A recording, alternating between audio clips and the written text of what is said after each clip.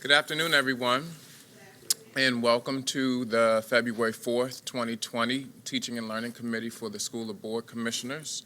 We're going to get started this afternoon with an update regarding attendance. Good afternoon, ladies.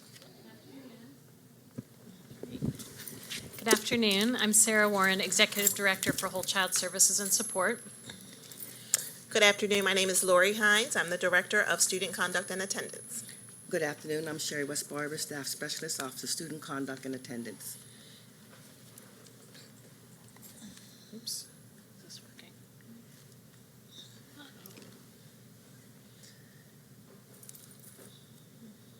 This is not on. It says it's on, right? Okay. Clicker is now on. So thank you for having us here today. We are going to be providing a brief overview of our attendance and chronic absenteeism data based on school year 2018-19 and then 2019-20 year-to-date data. And then we will also share a little bit of the root cause analysis work that we have been doing with our colleagues from across the district and a few of the priorities that we are beginning to pursue around reducing chronic absenteeism and driving up attendance. So before we dive in, I just wanted to contextualize the work around attendance a little bit and remind people of our strategic work around student wholeness. So as everyone knows, student wholeness is one of the three key strategic pillars of our work in the Blueprint for Success. And our vision around student wholeness is essentially that we recognize and value the fact that our students come to us as whole people. They are not the sum of their test scores. They are individuals with unique interests and passions, histories, identities, and hopes for their future. And so we are trying to nurture all aspects of our students' well-being and development. When we think about how to approach that work, we essentially look at it in terms of three major buckets of creating safe, welcoming, and joyful learning environments, and that encompasses a lot of our work related to creating positive school climates, as well as creating strong communities and positive behavior supports and intervention. The second major bucket is healthy, connected, and supported students and adults, and that's where we get into thinking about how we nurture social and emotional learning and well-being, as well as physical health and well-being. And then the third major bucket, the engaged, enriched, and inspired learners, is where we focus in on creating a positive culture of attendance and supporting our students to overcome obstacles to regular daily attendance. And then the element of our work that's related to cultivating student interests and passions through enrichment, extracurricular, and other approaches. And all of that requires robust family and community partnerships. This is not work that we can do on our own. And similarly, this is all work that requires us to really think and reflect through the lens of equity, and particularly connecting to our racial equity work.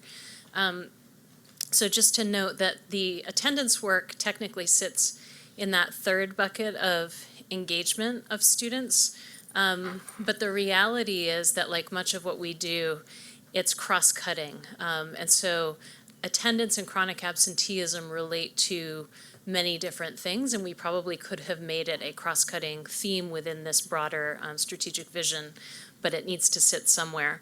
I also just want to note that in the last several months, we have undergone a transition whereby we moved the attendance support from our student wholeness team, which is overseeing things like social emotional learning, and we now have it housed under Ms. Hines and her office, connected to student conduct. So the Office of Student Conduct and Climate is now the Office of Student Conduct and Attendance, and the climate work similarly has shifted over under the Wholeness Office. And with that, I will turn it over to Ms. Hines. Good afternoon again. I first would like to lift just a few terms and definitions so that we have a basic understanding of chronic absenteeism and habitual truancy. Chronic absenteeism in the state of Maryland, it's missing more, at least 10% of school days, which equates to 18 days absent for our school days, because as you know, we have 180 school days. And so this happens by the end of the year. I also want to note that this does include excused and unexcused absences. That's how it is calculated. So a common myth is that chronic absenteeism, only if it is excused absences, it is 18, but that is not true. Chronic absenteeism, so even if you are, have an excused absence such as being ill or a doctor's appointment, whatever it is, all of the 18 days, if you are absent 18 or more days, that constitutes chronic absenteeism. For habitual truancy, students who are habitually truant have to miss more than 20% of school days. For our calendar, that equates to 36 days absent by the end of the school year. And unlike chronic absenteeism, habitual truancy only includes students that do not have a legal reason or unexcused absence. And then finally, our average daily attendance, it is the percentage of students in school that are present each day. So those are very important terms and definitions that we must keep in mind when we're looking at absenteeism and chronic absenteeism. Excuse me, Dr. Sure. Bondima has a question for you. Sure.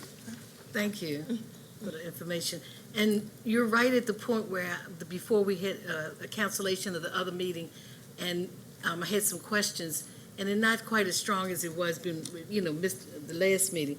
I noticed that in the data that there are more females being absent than before. It's in your data. And I wrote this down so I could remember. And I was greatly concerned about the female absentees. But you just said something that I'd like to know more about. Okay.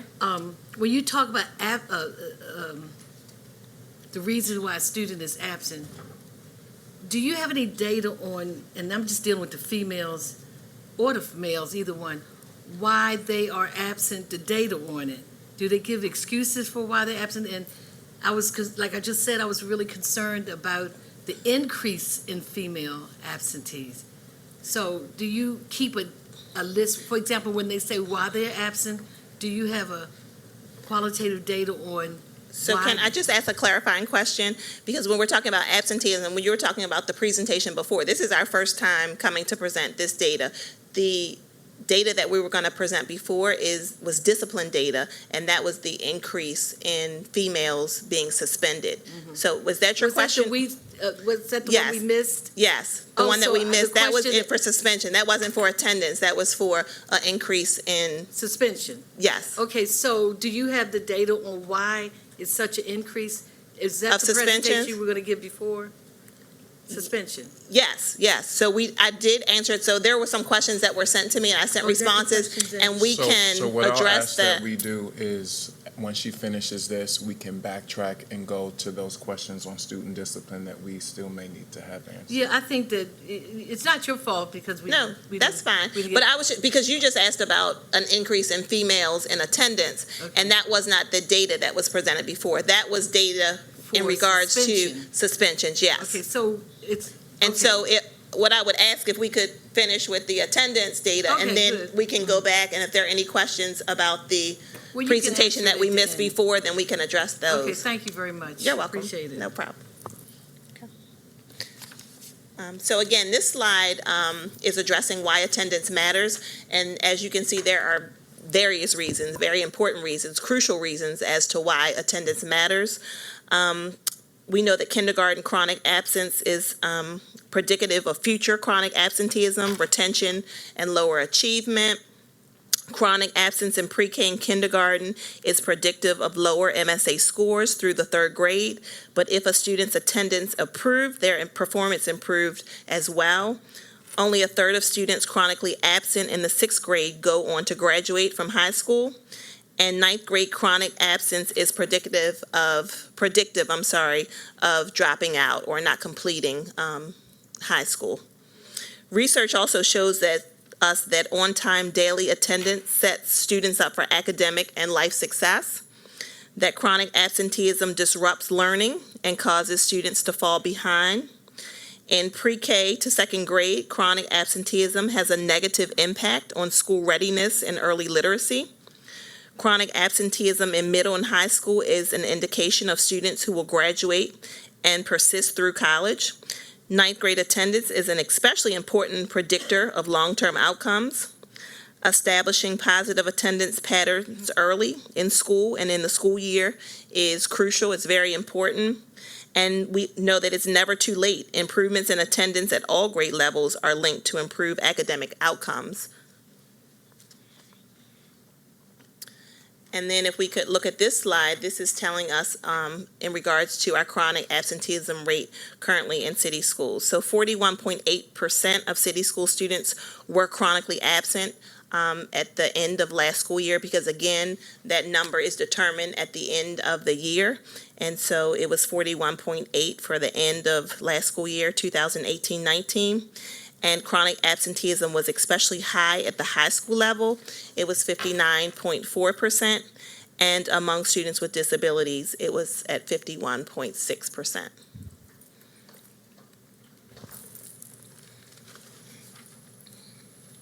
Good afternoon again. This is a slide that's a comparison of the attendance rate and the chronic absenteeism rate at the end of school year 2018-19. As you can see, at the top it has 94 and 93. Those are 3-year-old programs, and that information is not counted. So we look at pre-K through 12, and if you look at the attendance rate on the left side, you can see some of the CLNs, or learning networks, have a high attendance rate. But if you look to the right side, the orange, which is our chronic absenteeism rate, a school can have a high attendance rate as well as a high chronic absenteeism rate. So our focus for our attendance strategy is on chronic absenteeism, because the attendance rate can mask what is going on with the student that is missing school, which is why we want to focus on those excused and unexcused absences for those students. And as you can see, the chronic absenteeism, again, is 41.8% across the district. Ms. West Barber, correct? Yes. This is per network, what we're seeing here? Yes, sir. Okay. Oh, I'm sorry, this is grade, oh, that's grade level. I thought it was level. Sorry. So explain the 93, 94, 92, 91. What is that? 94 and 93 are those early learning programs, like a 2-year-old, 3-year-old programs. 92 and 91. 92 is pre-K, and 91 is kindergarten. Thank you.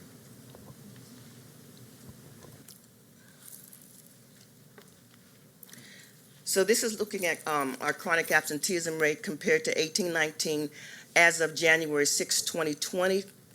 So the red and yellow pieces of the pie up there are those students who are moderately chronically absent. And right now, during the same period, in 18-19, we are slightly below in the red for our Tier 3 students and slightly below in the yellow for our Tier 2 students. And there's a large increase in our Tier 1A, which are our universal standards, the number of students chronically absent in Tier 1A. Could you go through those categories again, Tier 1 through Tier 4? Sure. Do you want me to put Tier the 3. Do you want me to put the percents in there? No, just what they were representative of. Okay, so Tier 1, which is the darker green, which if you look at 1920, it is 42.6%. Those are students who have missed less than 95% of the school year. The lighter green, which is kind of lime green, which was Tier 1B, students who've missed between 94.9% and 90% of the school year. Yellow is Tier 2, which is moderately chronically absent, as well as red, which is Tier 3, chronically absent students. Thank you. You're welcome. And there's another comparison of January 6, 2019 to January 6, 2020 for the average daily attendance, which we were slightly lower this school year.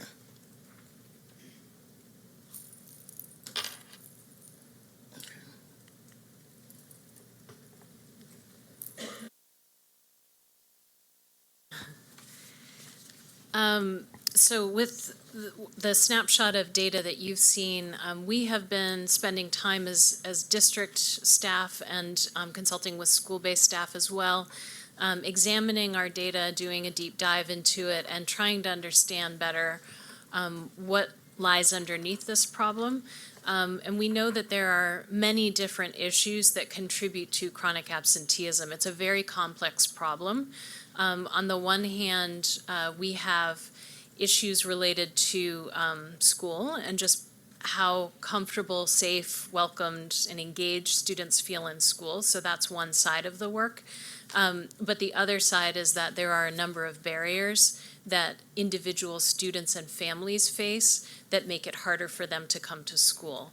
And so we have bucketed a few of the things that came up in our conversations around family conditions. There are often health and mental health issues that either students and or their family members face that pose challenges. There are daycare issues. Sometimes it's teen parents, although we do have a program through our home and hospital office that is working to provide support to teen parents. Sometimes, though, it's also the parents or caregivers of students who need someone to stay home and provide care for younger children. There are just beliefs about attendance, excuse me, and sometimes a lack of understanding of how quickly chronic absenteeism builds up and how critical that is in a student's academic performance. Then we come up with issues like weather, snow, not having the right clothing to come to school in certain weather. We've heard from some of our principals of high schools that their students don't come because they're trying to work during the day. And so we may need some alternative options for them.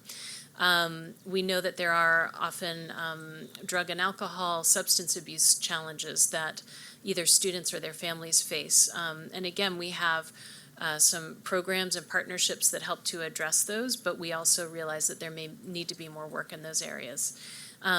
We have issues in the community that we're all well aware of, but sometimes students will avoid coming to school if they don't feel safe traveling to and from school.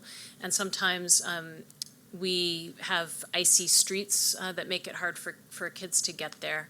And then systemic issues, things like transportation challenges. So for high schools riding the MTA, we've heard sometimes that buses are either late or they don't come or they won't stop and pick up students, so they get left standing on the street for a while. So that's one issue that I think if we want to tackle, we will certainly have to do in partnership with others, as is the case with many of these challenges. And then sometimes we struggle with seniors in particular because at a certain point they may feel like it's not worth coming anymore, they don't need to.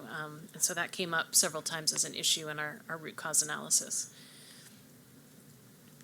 What we do know, though, is in spite of the fact that our data is not what we want it to be right now, we do see some bright shining stars and some really good work being done by some of our schools to try to tackle this problem. And you can see here the top 10 schools showing the greatest improvements in chronic absenteeism. And they are using a variety of strategies to achieve that kind of growth and improvement. Could I actually highlight Baltimore Collegiate School for Boys? That was a significant drop between 2007 to 2019. Were they using any specific strategies? Because they haven't even had a stable home. They haven't what? A stable home. Sherry, do you know the details on that one? I couldn't speak to the individual schools off the bat, but we could certainly come back to you with more information on that one or others if you want. Sure. So with these schools that you all highlighted, I would be interested in knowing, there are several schools that we see this spike in 2018, and then we see a drop in 2019. Since you highlighted these schools, I would be curious, as Commissioner Roberts has stated and asked, what were some of the strategies that these schools used? Were there any changes in perhaps leadership, where some of these schools switched over to intensive learning sites for whatever reason? I would be curious to know that, I mean, because it's still not great, but it is good to note that they are making improvement in their attendance data. Sure. I mean, there are a few that we know more about, I think off the top of our heads than others, but it might be more appropriate if we just provided you an analysis after the fact and sent you Appreciate some that. of the individual school strategies. Thank you. We can tell you, I think in general, that when we talk to schools and we look at what schools are doing who are making headway, some of the things that they are doing are focusing heavily on their school climate and making school a safer, more welcoming and joyful place to be for students and a more engaging place.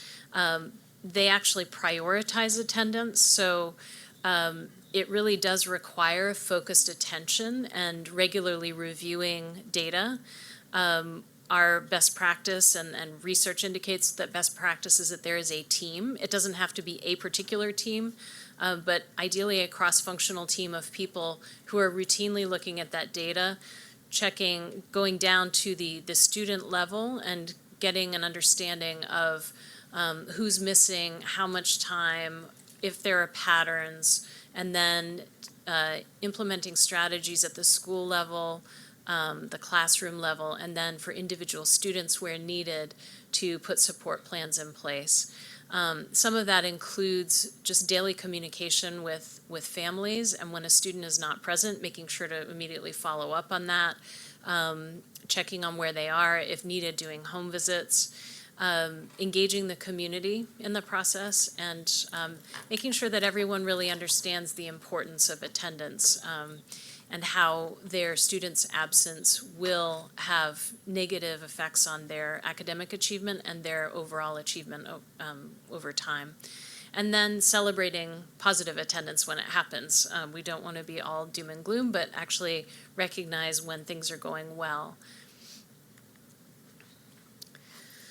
So we have been doing a lot of work, and again, this is cross-departmental work, although our team leads it, to be implementing strategies. The truth is that the vast majority of this work really needs to happen at the school level because that is where the schools have the relationships with families and students and are able to both track students and really understand more deeply what's going on with them. In general, when we think about our approach to improving attendance and reducing chronic absenteeism, we need to think about both how we create more of a pull towards school in terms of making school a safer, more enjoyable, exciting place to be.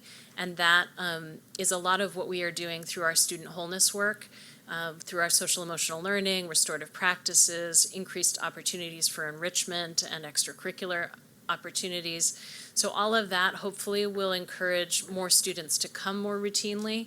But again, sometimes that's not enough because there are individual or family challenges that need to be addressed in order to help students and families overcome barriers to attendance.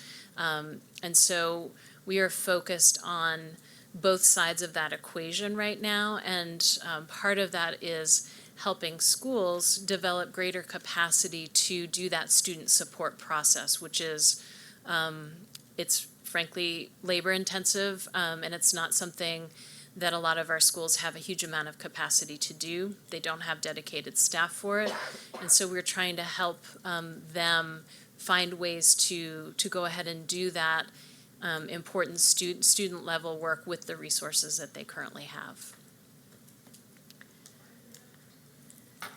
And with that, we will turn it to you for questions. Madam Chair.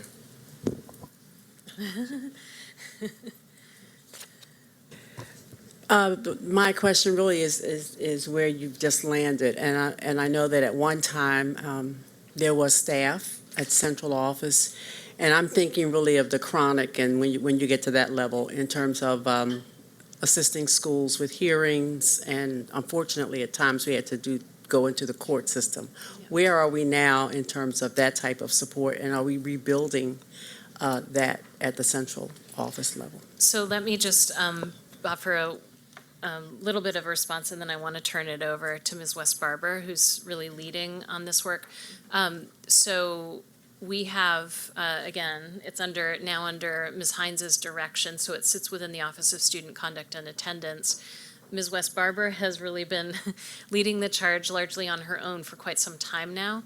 We have, thankfully, through concentrations of poverty funding, managed to add another education specialist position to that office. And then the other thing that we have been doing and trying to work on is find ways to collaborate across offices to draw on the resources of our colleagues. For example, in the Teaching and Learning Office, where they are working on multi-tiered systems of support and student support teams.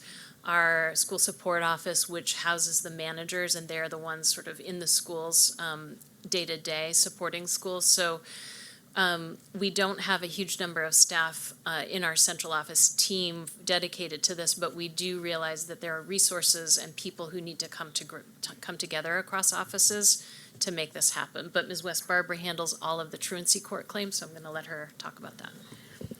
So I'm glad that you asked that question, because when Ms. West Barber and myself were meeting, it was the end of, I think it was Friday of last week, we talked about just what you stated, how there were so many different other agencies, not just persons from district office. There were different agencies that were actually seated or housed here at district office, and we were talking about the good old days when we had those resources and we had those collaborations. And so we just had this conversation on Friday, and I was saying, even though we don't have persons from the other agencies that are actually here, if we could still build that collaboration to build upon that. And I just, like, that's so funny you just said that, because we just talked about this on Friday, and I will be reaching out to some of the other, because I wasn't even aware of the structures that were in place before, to the extent that it was. And so Sherry shared with me who those agencies were, and I will be reaching out to them, even if they can't provide us with a person.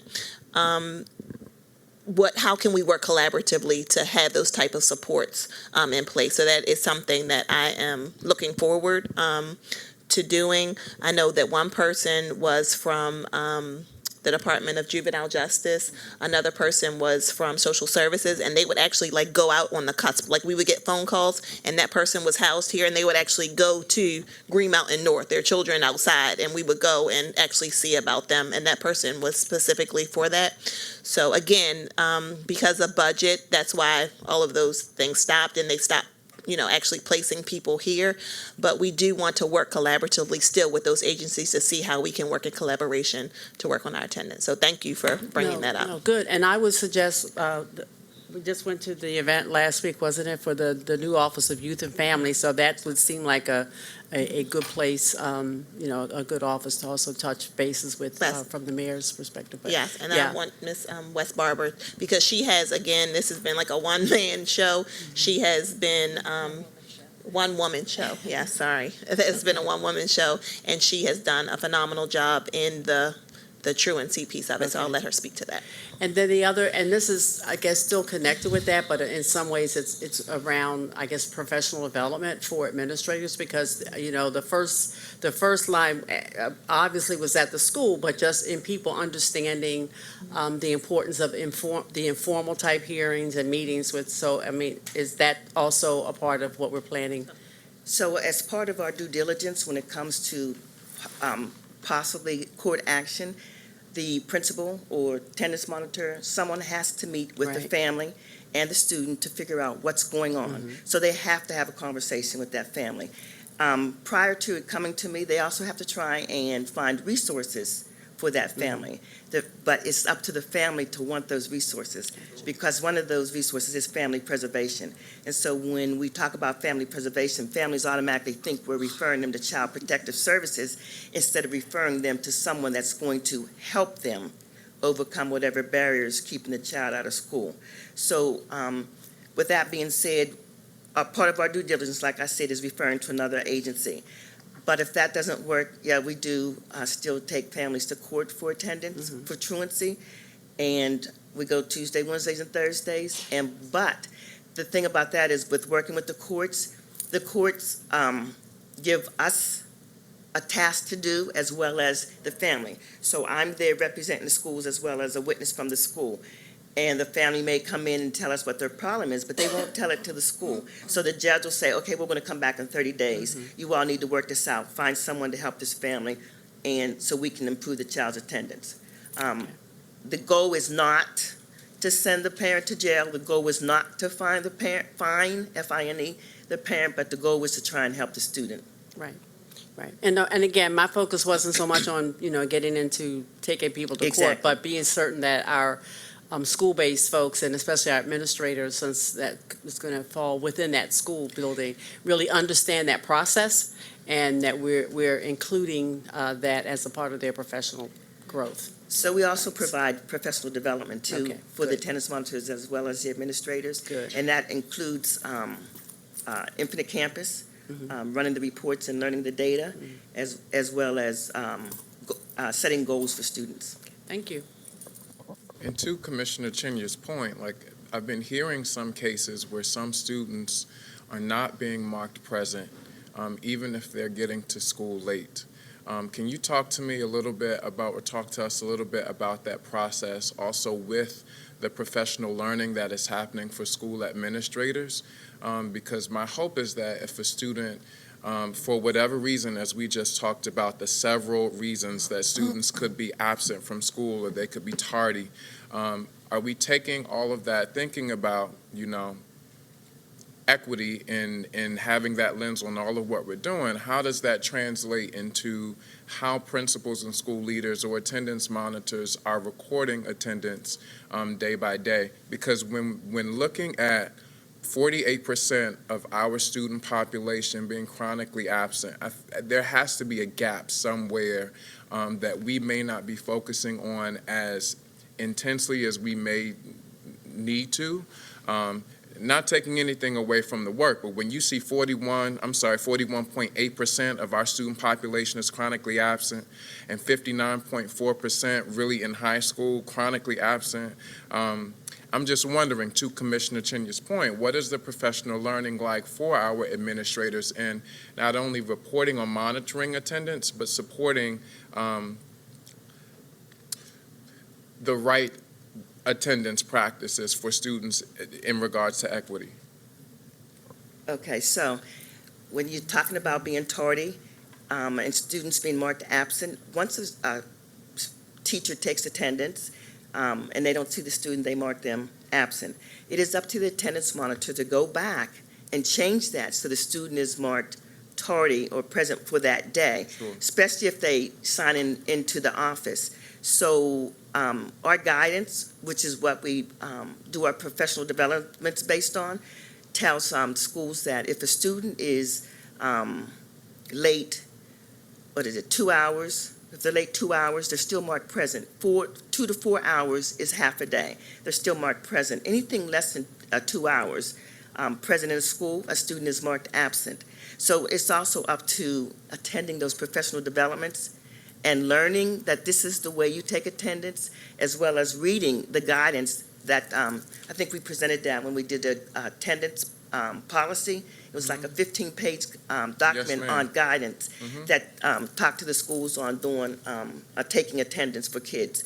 So if a student is absent, it's up to the parent to provide a note so that the attendance monitor can go in and change that attendance to whatever excused absent it is. Say the child is out ill, so they can change that to illness for the parent.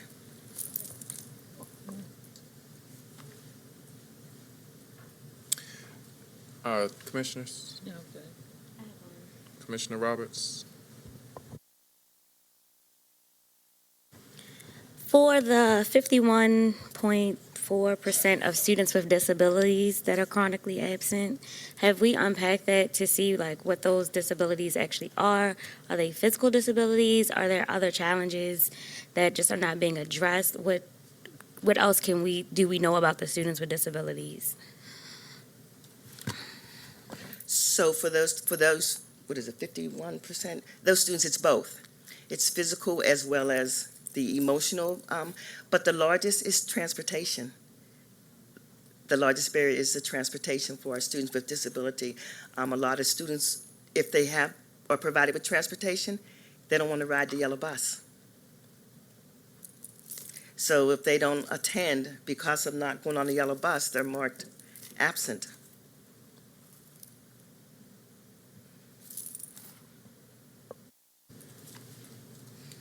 Thank you. I'm processing, so it may take me some time, and if I have additional questions, I'll send them to your office. I'm looking at these key strategies under construction, and then I also look at the root cause analysis that you all provided in slide 10. How do these key strategies that are under construction, I just think with the percentage of chronically absent students, to me right now, it does not seem like there is a overwhelming sense of urgency to make sure as a district, and it may not just be from, your office, and I get that, but as a district, there has to be a greater sense of urgency in making sure that we're tending to the needs of students and families so that they're in school, so that they're learning. I just want to know how these key strategies under construction, and I would like to even take it a little further to hopefully see soon even more specific targets around what is under construction based on what you all say are the root cause analysis. How do they correlate? How do they relate to each other? So I just want to let you know, again, this attendance has just come under our office. Previously, as a district, there was not a formalized attendance strategy. And so, again, we just received attendance under our purview this school year. And so we have created a very detailed and in-depth attendance strategy. So this, of course, is not the strategy. Like, we kind of highlighted some things, but there's a very detailed attendance strategy that we're finalizing the strategy now, I'm going to say. And then there are things this year that are going to be put in place, and it's a 3-year strategy that we are planning to implement. Again, there was not a strategy in place, but because we are formalizing, and as the chair stated, Madam President stated before, there used to be a very robust attendance office with lots of staff. Previous to this year, it was, again, just Ms. West Barber, right?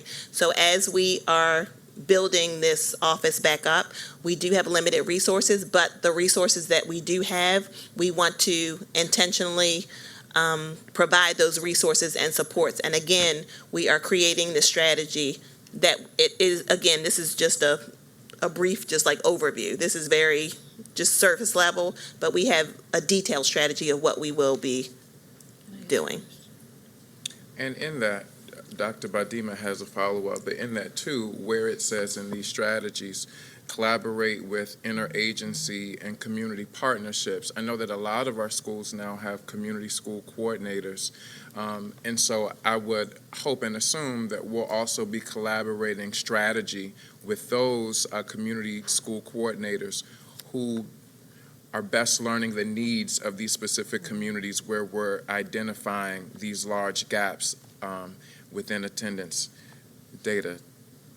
Allison, you wanted to follow up? I want to follow up on that point because I think you're absolutely right that we have all these new positions that are all related to how we create welcoming and supportive environments to students, and we have to figure out how to leverage them together. So there's to your point, there's community schools coordinators, and then in many schools there are the wholeness specialists, and so those are positions that are really critical. And so while our central office resources are really much smaller than they should be, and then they have been in the past, we then have to figure out how to use those school-based supports to really try to make sure that we're effectively utilizing the resources that are there, so that Ms. Barber can work with schools to utilize the staff there, both the community schools coordinators and the wholeness specialists. Commissioner Bandima? I think you just answered some of my questions already, because when you indicate that you have one person doing all of this here, I find it to be kind of interesting, because you've named so many areas that you're dealing with, And we've had these issues before, just not this year. Attendance has been a problem for a while. So including in the resources, it sounds like, are we hiring more people to assist her in this work? Because we just list a zillion areas that's going to be addressed. It's impossible for one person to work with so many agencies and put together so many resources. And we have to prioritize this area, make sure that we get everything that's needed to do this, because it's not getting any better. No, that's right. So there's one position that we've created under the Concentrations of Poverty centralized plan that we're allowed to create under the Bridge to Kerwin bill. We created that one position to add to the capacity of that office. And so that is just one position. I will say there's also one other position that to me is related to this, is an enrichment coordinator position to help provide more enrichment opportunities to students, because I think one thing that we're all talking about is we have to make schools a place that students want to be, and all too often our schools don't have the kind of opportunities that are worthy of them that really spark their interests or their passions. And so having that position, the enrichment coordinator, to create more opportunities for students to be engaged in clubs or field trips that they like, that's important too. But then it is the structure of the Kerwin legislation that requires a creation of a community schools coordinator in each of those 115 schools we have this year, and we think we're going to get another 6 or so schools through this upcoming legislative session, and that number will keep growing. So those are positions that will be in schools that could really work with, they'll be getting training through the Community Engagement Office, and Ms. Wes Barber should be working with Sheila Drummond and Holly Gonzalez and Tina Heckhuppard's office to think through what are the attendance pieces of trainings and supports that we can offer in those sessions, so that the community schools coordinators can be a really effective partner at the school level to help magnify the work, the strategic work that's happening at the central office. Okay, thank you. Yeah, and I just want to reinforce that while this team leads the work, again, this is something that has to be shared work across district offices and within schools across multiple functions. So social workers, for example, play a very important role in this, especially when a student is facing challenges that pose barriers to attendance.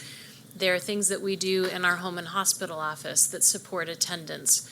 For example, Home and Hospital administers the CHIP program. So for students with chronic health issues, they can sign up for CHIP, and we can send out a home and hospital teacher to support a student, for example, with asthma.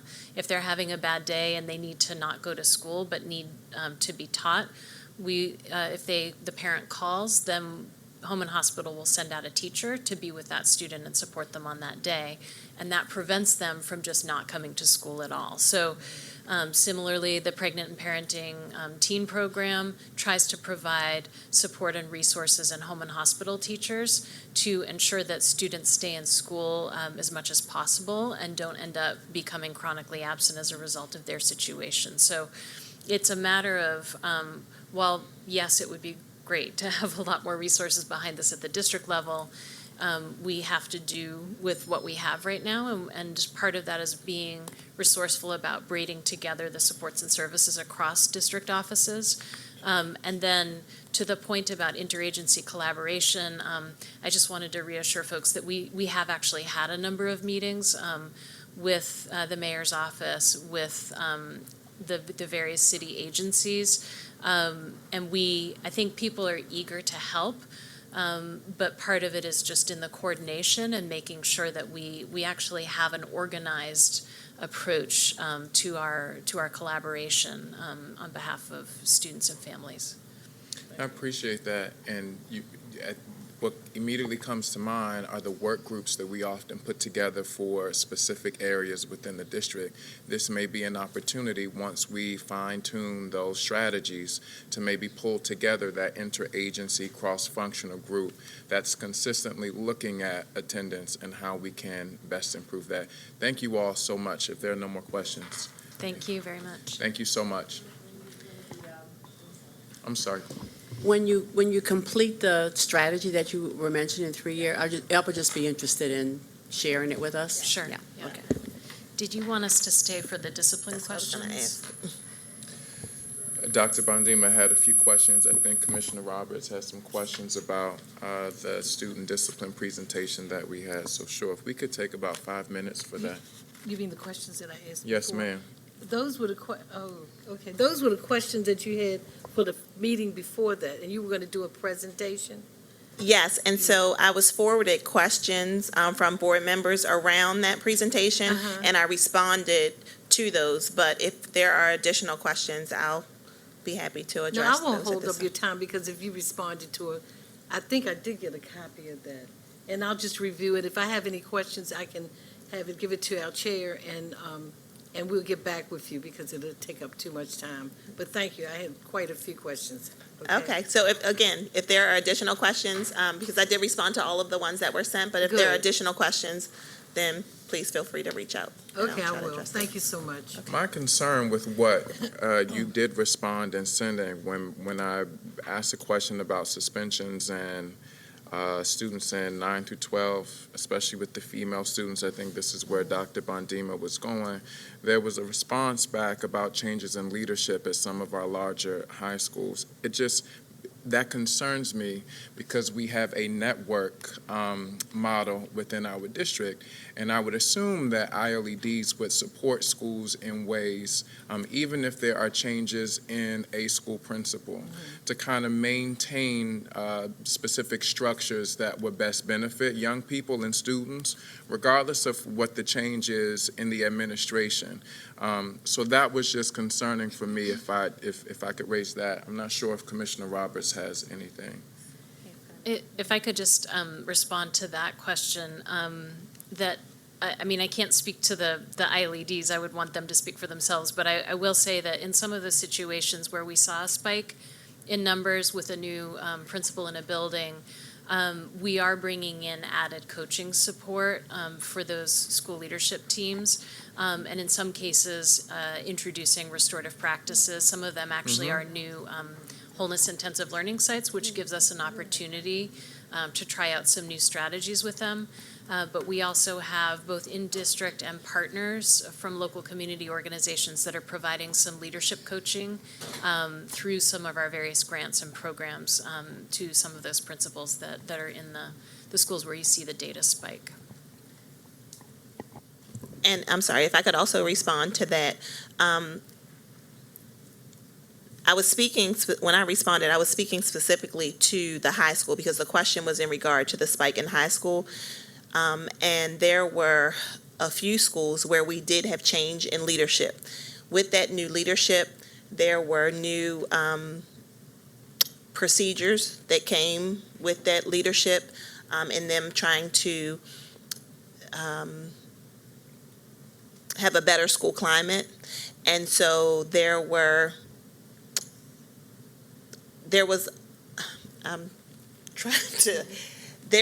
behavior that was not being addressed by the previous administration. And so this new administration addressed that in making for a better school climate.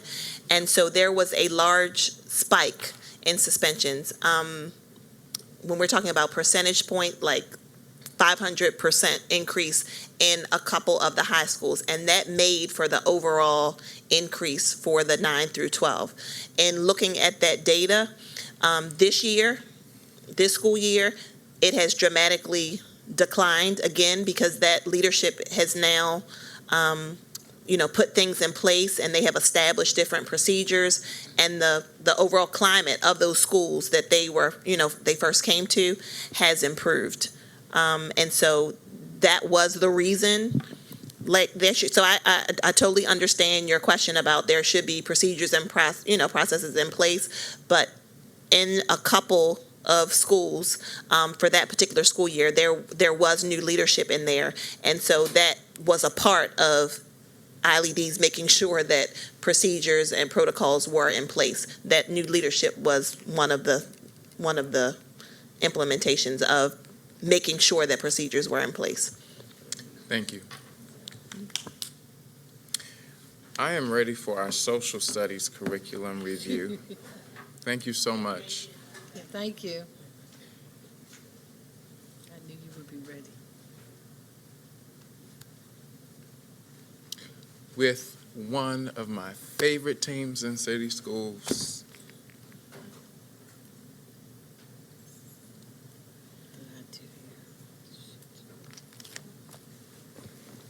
Good afternoon, Commissioners. afternoon. Janice Lane, Executive Director of Teaching and Learning.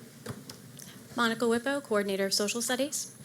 Good afternoon, Ashley Cook, Director of Literacy, Languages, and Culture. Great to be here with you today. I'm going to do a really brief intro. I know we're already a bit behind, so just to get us on frame for social studies. Basically, you remember that we do a 5-year annual review of curriculum, so social studies turn is this year. You will see in the plan that Monica will present to you both the current work that's happening as well as some feedback from teachers, professional development plans, and then plans looking forward. As you know, we are engaging in the budget process right now, and social studies has remained a priority on that list. We will be doing some curriculum work based on funding and how we organize around that, so Monica will cue that up. Also have had great conversations with partners around what that work looks like, how we can continue to get feedback and engage teachers in that process. So I will turn it over to Monica to give you those updates. Ms. Lane, very quickly, I did not see in the cycle of contents that are going through review every 5 years, CTE program, and that was just one that I didn't see. So where would that fall in the cycle, the 5-year cycle? So we can pull that out. It falls in another office out of college and career readiness, Okay. but we can also figure out if there's a way to include that within the science and technology piece, but that would Okay. come from Dr. Pfeiffer's office, but I'll make a Okay. note. Thanks. Thank you. Good afternoon, everyone. Thank you for your time today. Again, my name is Monica Whippo. I am the Coordinator of Social Studies. And what we're going to be going through this afternoon is a focus on where the social studies curriculum currently sits, and then where we would like to take it based on some of the feedback that we've received. As Ms. Lane just highlighted, this is part of the 5-year curriculum review process. Social studies is queued up for that. So what I'm going to be focusing on is going to surround 3 different questions. The first is what is included in the social studies curriculum.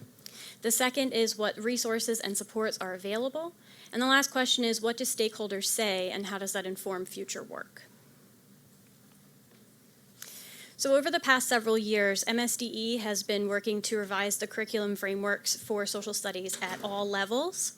And the most important element of these changes is the incorporation of the college, career, and civic life framework. And that's brought in as Standard 6.0 skills and processes. Just as an example, sourcing, contextualization, corroboration, making evidence-based arguments are all included in Standard 6.0. And I do want to highlight that this goes beyond what you would typically think of when you think of traditional social studies. It's not memorizing dates and places and people. It's going beyond that. This work is also informing the revision of the government HSA and also the introduction of the 8th grade MCAP assessment, which I'll talk about a little bit later. So I want to start with our K-5 program for social studies. You can see the units that are laid out for each of the grade levels involved. The social studies program in elementary focuses mostly on the foundations of those 6 MSDE standards. They start really diving into history when they get into 4th and 5th grade. They look at early U.S. history through the Maryland lens. For grades 1 through 5, the scope and sequence documents have been updated in the past 5 years to reflect some of those skills. So resources that I'll highlight momentarily have been included in those scope and sequence documents. And kindergarten has had an increased focus on inquiry in particular.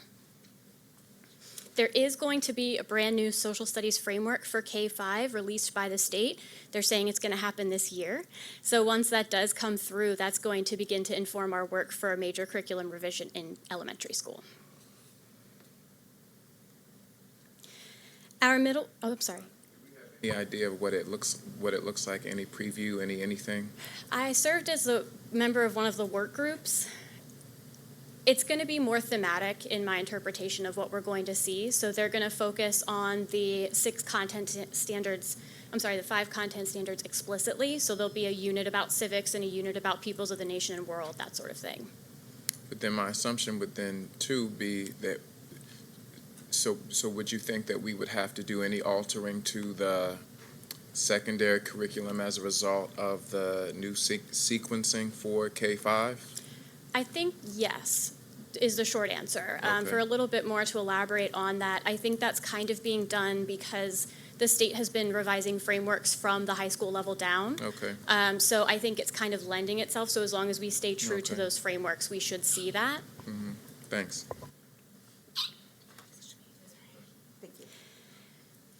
In our middle school program, 6th and 7th grade focus mostly on the geography, and it's a survey of history. I think there's a heavier focus on ancient history with these two grade levels, but they are continuations of each other. So 6th grade focuses on 2 regions of the world, and 7th grade focuses on 2 regions of the world. That change came in between 2017 and 2019.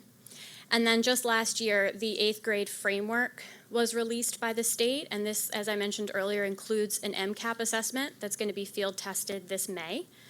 So the scope and sequence documents were revised to reflect the new content standards and also to incorporate the skills that students will be expected to know. Another thing that I wanted to highlight with our middle school program is that following the high school interim assessment implementation, we are currently in the process of drafting quarterly interim assessments for all 3 grade levels of middle school. And in the January PD, we released a draft of the quarter 3 for those interim assessments at each grade level. And we are asking teachers to deliver those to their students to get a feel for, the questions, how the teachers interpret them, how the students interpret them, so we can take that feedback into the finalization process, so that next year when these go live, they will be a reflection of in use with teachers and students in the classroom. I know a few teachers who are helping to draft those interim assessments. With this slide, though, the MCAP, that field test, what does that look like? Will all of our 8th graders be taking that field test this year, or will it be, they will? Yes. Okay. But the score, so how then will the data from those assessments be used? Will it be used for further assessments, or could you just explain it a little bit? Sure. My understanding of it is that the data that's collected this year, and I believe next year, will be taken in by the state to look at range finding activities and determine cut scores for the assessment. Okay. And we actually won't have access to data from the MCAP assessment until it's actually operational and functional the year after that. So our students just have to sit through it. We do, and I think, we're going based off of what we know about the MCAP right now before it's actually going out to schools. So the writers that are working on the 8th grade assessment, for example, have worked for the state as item writers or content reviewers. Okay. So we're going with the most accurate information we have. Thanks. All right, Commissioner Cheney.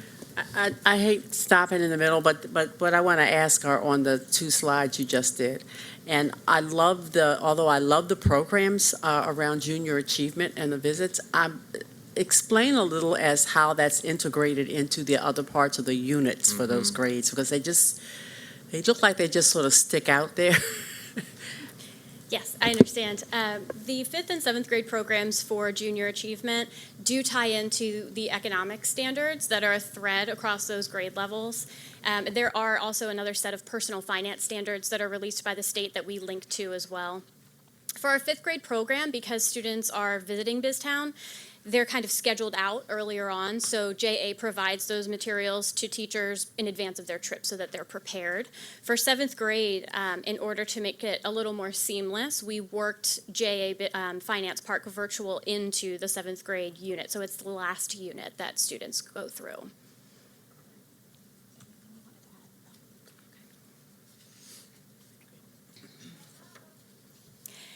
In high school, we have 3 required courses: U.S. History in 9th grade, American Government in 10th grade, and that's a tested subject, and Modern World History in 11th grade. The scope and sequence documents, again, have been updated to reflect an increased focus on skills, so incorporating resources that help students build some of those key skills that they are going to need. MSDE did field test a revised high school assessment last May, and that revised test is now operational beginning last month. So students who sat for the HSA have taken a revised version of the assessment. Last spring, a team of teachers did create interim assessments, quarterly interim assessments for all 3 grade levels here as well. And we are collecting that data on a continuous basis to inform PD and also to inform the revision process that we'll take on over the summer.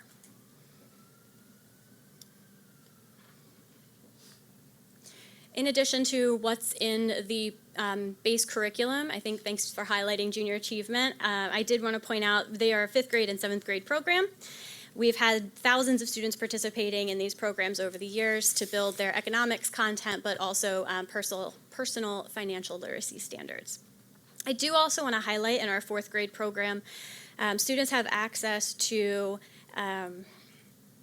I guess it's one of 3 different sites as part of the Every Kid in a Park program. So it's a federal grant that was awarded by the National Park Foundation to Baltimore City. And our 4th grade students can visit either Gwynns Falls Trail, the Hampton National Historic Site, or Fort McHenry. And each site has an optional Saturday morning teacher orientation session to allow teachers to become accustomed to the location before they bring their students. And teachers are provided with standards-aligned pre- and post-trip resources. So we have been awarded this grant for the past 3 years, and we're excited to continue with it and apply again for next year. I also wanted to highlight National History Day. It's a global program that engages students in historical research. It's based on a topic of their choice surrounding an annual theme. So this year's theme is breaking barriers in history, for example. Over the past 4 years, on average, about 2,500 students have somehow engaged with projects, but this year, 5,200 students, to some extent, are working on an NHD project, whether that's completing a part of it or bringing it to the Baltimore City History Day competition, which is on March 14th. I mentioned earlier including resources that focus on skills and processes in particular. So I wanted to take a moment to highlight 3 of those key resources. The first one is the DBQ project. It's been a part of secondary social studies curriculum for years. I used it when I was a teacher in the district. And this year, the organization released an upper elementary version of their program. So we are in the process of training 4th and 5th grade teachers on how to use DBQ project materials in their classroom. And we are actually asking them to upload some of their students' work so we can see how they're doing and how they're interacting with it. Like the DBQ project, the Stanford History Education Group is a resource that we've been using. They are all completely free to access online. There are lesson plans, there are assessments, and they speak specifically to student skill building. So for example, a teacher could go in and find a lesson related to the content that focused specifically on corroboration, and they have that opportunity to build student skills that way. And finally, I wanted to highlight the inquiry design model. It is a project that works in conjunction with the National Council for Social Studies. It's a classroom-friendly program that exemplifies the college career and civic life framework. All of the existing IDM modules are free for teachers to access, and we actually highlighted IDM and trained our Be More Me writers on IDM. So each of the Be More Me projects is exactly an inquiry design model, a working version. Speaking of, I also wanted to highlight the Be More Me program. It is a result of over a year of work with the support of grant funding and the work of a collaborative team led by our Blueprint Initiatives program manager. Each of the projects has been built into a piece of the social studies curriculum in grades 6 through 11. And each project empowers students across the district to think critically about the past and present states of their city and to take action to build a brighter future for themselves and for others. So each project is a 15-day program. There are options for extensions, including an arts integration piece that goes along with each of the projects. And through each project, students build their content literacy. So they think about historical and current texts from people within and outside of the city. They use their knowledge to answer powerful, compelling questions. For example, this is the 10th grade project, How Can We Build a Better Baltimore? They cite relevant evidence to support their opinions. And one of the key points to this project is that there's really not a right answer. There's not a yes or no question involved with Be More Me. It's asking students to create quality responses that are, open-ended and based on their interpretation of the materials that they're reading and experiencing. For a little bit Commissioner, more. excuse me, Commissioner Cheney. Well, all my questions come right in the middle of your thing. That's okay. Is there any thought of bringing some of what we've learned about Be More Me into the elementary? Because it ties into Yes. all the work that you're doing in kindergarten, first, second grade so Yes. well. Absolutely. So I have included IDM modules in the scope and sequence documents for K-5 now. Okay. And as that new framework is released, I see Be More Me as kind of a stepping stone to what the social studies curriculum could be. It Okay. marries the content from the state with student voice and choice with something that's really meaningful and lasting. So Okay. thank you. That's a great question. I assumed you would say that, but thank you. Yes, Sounds of good. course. And I think to that point, it empowers our teachers to take more ownership of the actual curriculum as they Yes. have a better hand in actually writing and planning it. So I Yes. just wanted to say that too. It seems like a really, really interesting piece of work that we're doing with Be More Me. And it seems to be quite electrifying around the system. So I think we should use that as an example for, further curriculum review and just curriculum development processes, period, within our system. Yeah, I agree. And one of the things that's come out of this as well is we're building a collection of resources that relate to some of these topics. And IDM in general is great because a teacher can customize it based around the formative questions that are included. So if a teacher thinks a document might be better for one student and they want to give another student something different, they can pull from that. And we are creating that bank of resources, which is really exciting. I did want to highlight the compelling questions that students answer in each of the grade levels. So those are up there on the screen for you. And they are tied somehow to the curriculum. So they relate to the topics that students are learning. And as a result, they do happen at different times of the year. So as an example, the one that you saw, How Can We Build a Better Baltimore, comes in actually around this time of year when students are learning about civic action and how citizens participate in their government and in their society.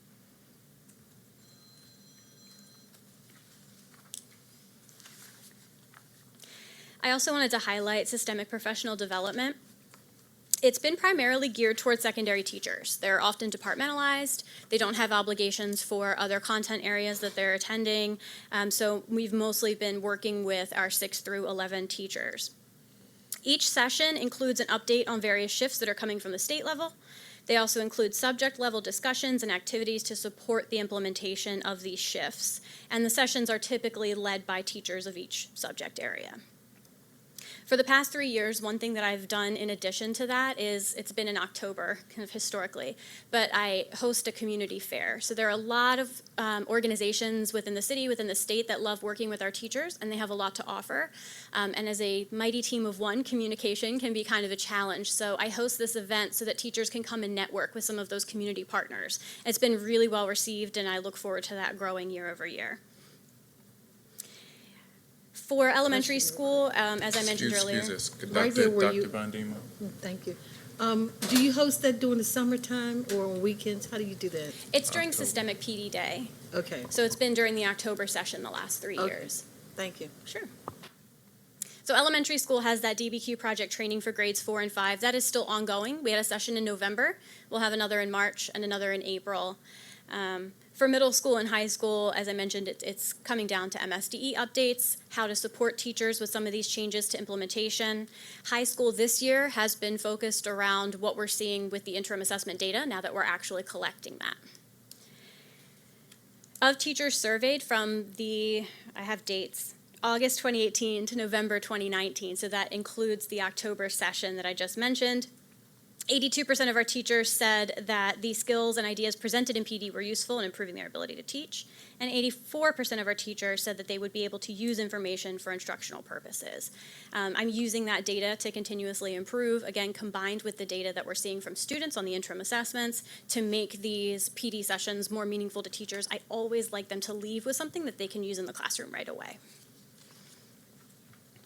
In addition to the systemic days, we've had a couple of different programs offered to our teachers. PLCs, for example, I mentioned earlier the Be More Me curriculum writers were trained in the inquiry design model by the people who developed IDM as a program. Middle school interim assessment writers have received training in the use of data link. They also received training directly from MSDE about item writing.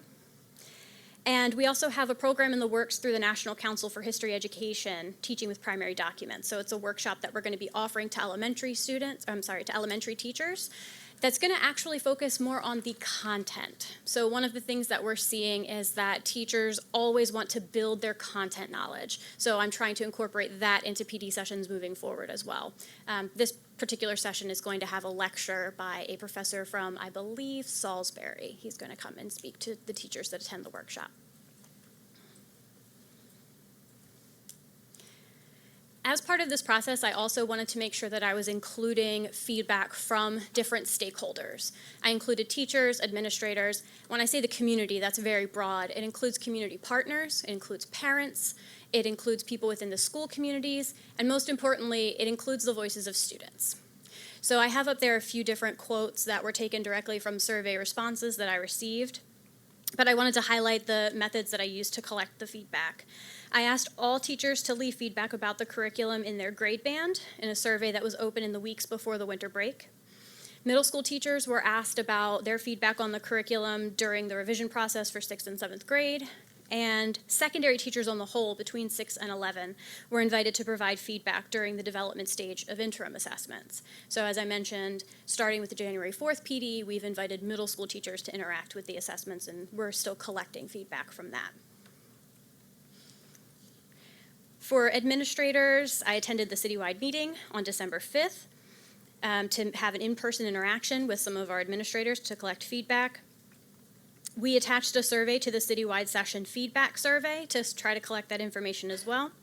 We posted a link to the survey on the leadership SharePoint site and via LAU. So we asked administrators to weigh in about the curriculum at all of the grade bands that their school services.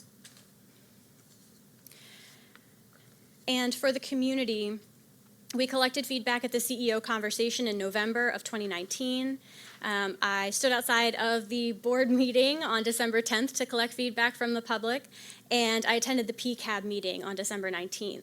I also engaged teachers from 7 different schools across the city at different grade levels to send this out to their students and to send this out to their school communities as a way to receive feedback.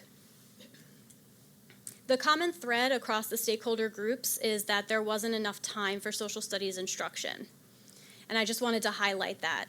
With an increased focus on skill acquisition, such as source analysis and building evidence-based arguments, it's really more important than ever that we're giving students time to grapple with this because it is very challenging.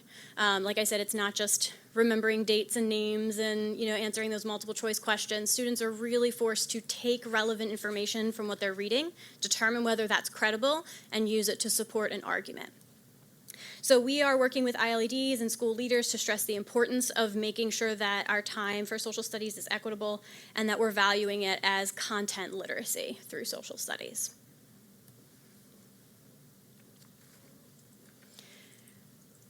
And finally, as a quick kind of a recap, I wanted to reflect on things that have gone on in the past 5 years and then look ahead to what we are planning to do. There have been some significant updates and revisions in the secondary grades in particular. We have created, or by the end of this school year will have created, MSDE standards aligned, teacher created, and peer reviewed interim assessments for our secondary grades. We have included resources to support skills and processes at all grade bands. And we have continued support of place-based, research-based, and college and career-ready experiences for our students. Looking forward, some of the key items on the list include a revised elementary curriculum that's aligned to the new MSDE content framework, that is also attentive to student voice, and that is inclusive of the feedback that we've collected. Additionally, we're looking to revise assessments based on data that we've collected and based on feedback from our teachers and from our students.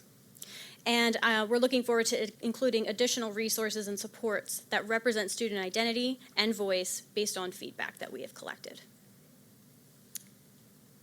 And at this time, I will open up for questions. Commissioners? I'm good. I'm good. I have a, Madam Chair. He always defers. He's very nice. The comments were very interesting in terms of the amount of time, and since the person sitting right beside you is in the other area that I think about when I think of some of the skills that students are really having to become equipped in with the focus in social studies. To what extent are you having conversations around that, sort of the use of that and those skills within the language arts time, and how that can sort of integrate into the social studies and help in terms of what happens then in the social studies time? We saw part of that through the DBQ project as a way to connect the two together, to see that, things that students are doing with the Wit and Wisdom program, for example, are applicable to what is happening in social studies as well. It just might look a little bit different. So the DBQ project was a way to highlight and say, as a 4th or 5th grade teacher, if I'm teaching, for example, can you remind me of Which one, the module? Mm-hmm. 5th grade module 1. 5th grade module 1 talks about Indigenous people, and so there is a DBQ project about the Iroquois, for example. So trying to find those connections where they're natural fits is really one of the goals that we're looking for. And in addition, when the new K-5 curriculum rolls out, I do intend to see where there are natural fits between what students do in Wit and Wisdom and what they will be doing in social studies, to try to keep that consistent. And I think as a whole, too, the beauty of our department being literacy, languages, and culture is also trying to change people's mindset around the definition of literacy, and to see how content literacy, students read, write, speak, and listen in every content area, and just really ensuring that we're supporting teachers and leaders and understanding how students are applying those literacies, whether it is in social studies content, whether it is in a foreign or classical language, whether it is in one of the fine arts disciplines, or even math and science.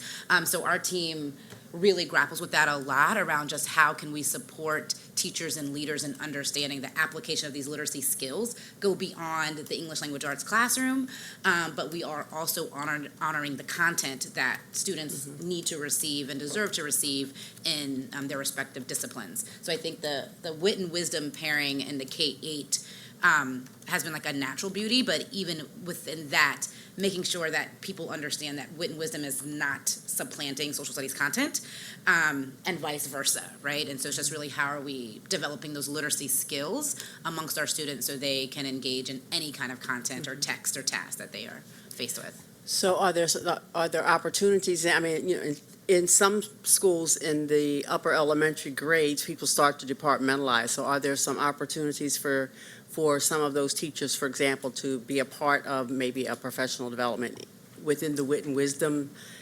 domain, or how is that working? So this year, and Monica spoke to this a lot of our elementary teachers are faced with splitting their systemic PD time with all the content areas. And so one of the resources that Monica mentioned, where we have the professor and the partnership coming from Salisbury University, is targeting content development for our elementary teachers.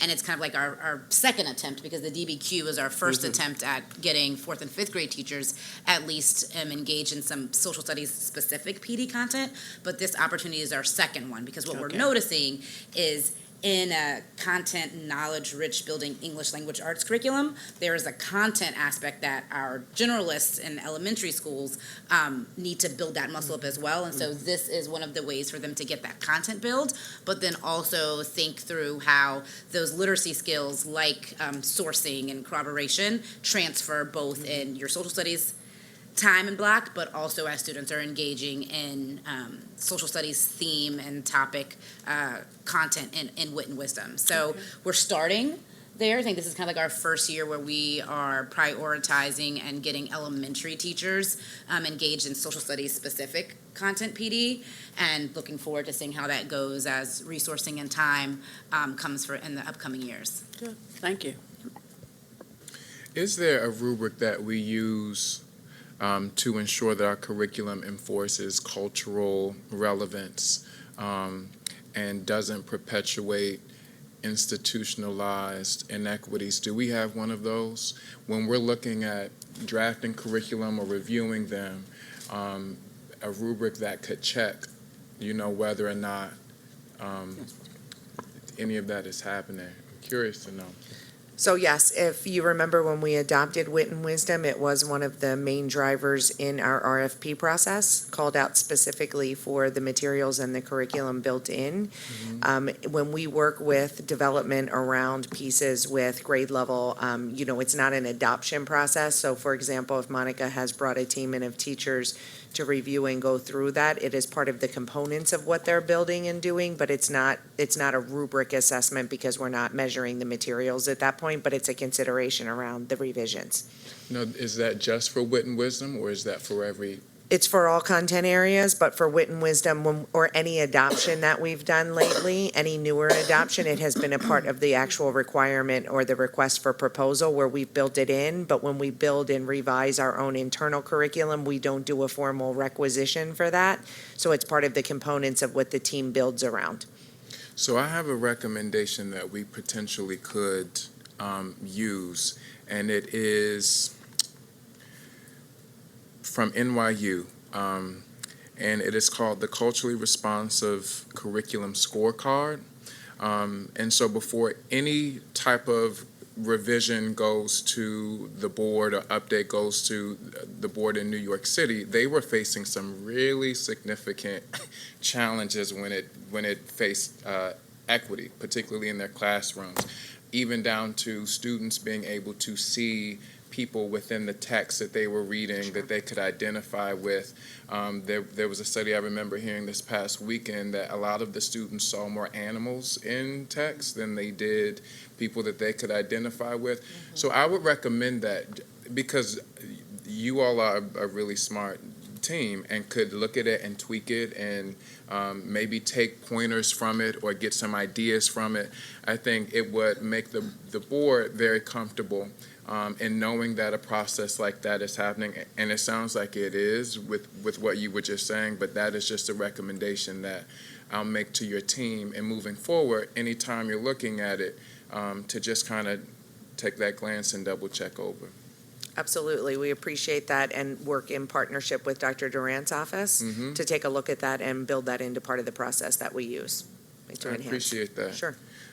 There was another question that I have, a couple of them, but some I'll just send because of time. But in looking at the scope and sequence, those that you have uploaded and sent, and what you were talking about with the Be More Me program, so I appreciate you talking to me about that, Janice. But when we think about arts integration versus arts enhancement, I think we should. I think what you're trying to get at is making sure that the lessons are enhanced and infused with the arts and not necessarily integrated, because I'm assuming that our social studies teachers they have the curriculum that they have in front of them, and of course we have these standards that you just introduced. We don't want them to be too burdened with having to teach two different standards or several standards, but being able to have some professional learning around how do we infuse our lessons, particularly the Be More Me, with some of the arts. I think I just wanted to highlight that because I heard you all say that earlier today. And for us to be clear on what we actually are putting in that curriculum. Is it integrated or is it enhanced, so that teachers aren't taken back by, oh my goodness, I have to do all of this, extra in teaching the lesson. So I just wanted to highlight that. And there were a few things that I didn't see, but I could have missed, and it could be addressed in Be More Me, but the effects of slavery, particularly in Maryland, the difference between, during Reconstruction, I think is happening, I want to say around 8th grade or maybe 9th grade, if I remember correctly, and how things were different. And it probably does fit in Be More Me, but how things were different in Northern Maryland than they were in Southern Maryland, how Baltimore fits into all of that with the accessibility of the water, and how that now has translated into where we are today over time, with civil rights movement, Reconstruction, prohibition, a lot of things. I mean, I didn't see it as clearly, and I could have missed it, but it's just something that I want to flag. And then also the relationship that we have to Mexico, and how our Latinx students are able to perhaps identify with their cultural heritage in relationship to, because it is a significant demographic within our system, how they're able to identify with it. Since we're talking about social studies, I just think it's something to think about. I didn't see much about the transatlantic slave trade in the scope and sequence, particularly for the secondary grades. But I also am not completely versed on the standards and what has to be taught. I know students still have to take the HSA, and they're now about to have to take the MCAP. So I know that there are certain targets and things that they have to address. But those were just some things that I thought of when I was looking at the curriculum. Great, thank you. Anything else? Thank you all. Thank you. As we are this is the Black Lives Matter week of action in our schools. And I know that Be More Me kind of addresses some of that. We're ready for you, early Yes, learning. Early learning. So again, just to kind of kick us off, Yep. This is just an update. Basically both around programmatic updates, professional learning, as well as projecting plans moving forward. And I'll let Crystal introduce herself and jump right in. Good afternoon, everyone. I'm Crystal Francis. I am the Director of Early Learning Programs here at Baltimore City Public Schools. So we can get started. So this is just our agenda for this presentation today. I want to do kind of a quick high-level overview of what we do in early learning programs, how we are supporting high-quality programming, what this looks like for schools, how we're engaging our community, and then some plans for what we're looking to do moving forward. It's good to see you again. Thanks. So on the left here, we have all of the programs that fall under the purview of early learning. We have pre-K, infants and toddlers. We start serving students at the age of 0. Child Find, 3 to 21, recently moved into our office. Child Find is a district-wide function, and its purpose is to locate and to evaluate children who are suspected of having a disability. We also have preschool special education, and then Judy Centers also fall in the Office of Early Learning. And over to the right, I just kind of wanted to give a high-level overview of numbers, since I assume the board is all data folks. But we have 224 pre-K classrooms, 38 preschool special ed classrooms, 11 Judy Centers. We have 200 infants and toddlers, children who are receiving services weekly from the staff in our office. And we have 4,278 pre-K students who are enrolled, and that is actually an increase of about 2% from last year. So we're very excited about that. This first slide talks about Maryland accreditation, which is Maryland's quality rating improvement system. It is a requirement for all Judy Center classrooms and all of our preschool expansion classrooms to go through accreditation. It's not required of every single pre-K classroom within Baltimore City Public Schools, but because it is a way for the state to recognize that it's a high-quality program, I really want all of our pre-K classrooms to go through it. So currently, we have 49 classrooms that are accredited. We have also created a professional learning community around the topics that go into accreditation. It really is about high-quality staff, classroom instruction, and community engagement, all things that are very important in an early learning classroom. And we have about 28 classrooms that are poised between this year and next year to also hopefully complete that process. And I would love for all of our classrooms to be accredited by 2025. That is a Crystal Francis deadline, not a state deadline, but just want to make sure that all of our programs are really high quality. Next, we also manage the early intervention coaching through the Infants and Toddlers program. MSDE has recently asked that we move from providing direct services to students to now actually coaching families, since families are the child's first teacher, and because obviously children spend the majority of their time with their families. So it's much more impactful if we can help and support them in their natural learning environment. So we are in the process of moving all of our early learning practitioners who work in the infants and toddlers space over to this program. We have about 70 staff here within Baltimore City Public Schools who are going through this process of coaching. They're going through monthly coaching processes. We have different cohorts. We anticipate anticipate that we'll likely have all of our staff through this process in about 5 years, just because of the intensity of what it takes. We are partnering with Sheldon and Rush, who is national experts who are actually the folks who created this early intervention coaching model, and partnering with the health department, who is actually the lead agency for the infants and toddlers program, and then also partnering here with our Office of Special Ed related service providers. Here we have Judy Centers. As I stated before, we have 11 Judy Centers here in Baltimore City. This year, Judy Centers are celebrating their 20th anniversary. So Moravia is celebrating their 20th anniversary in April of 2020. So we're very excited about that. I'm sure you all will be receiving a save the date invitation very soon. We hope to see you there. On the right, we have the KRA data from 2018-19.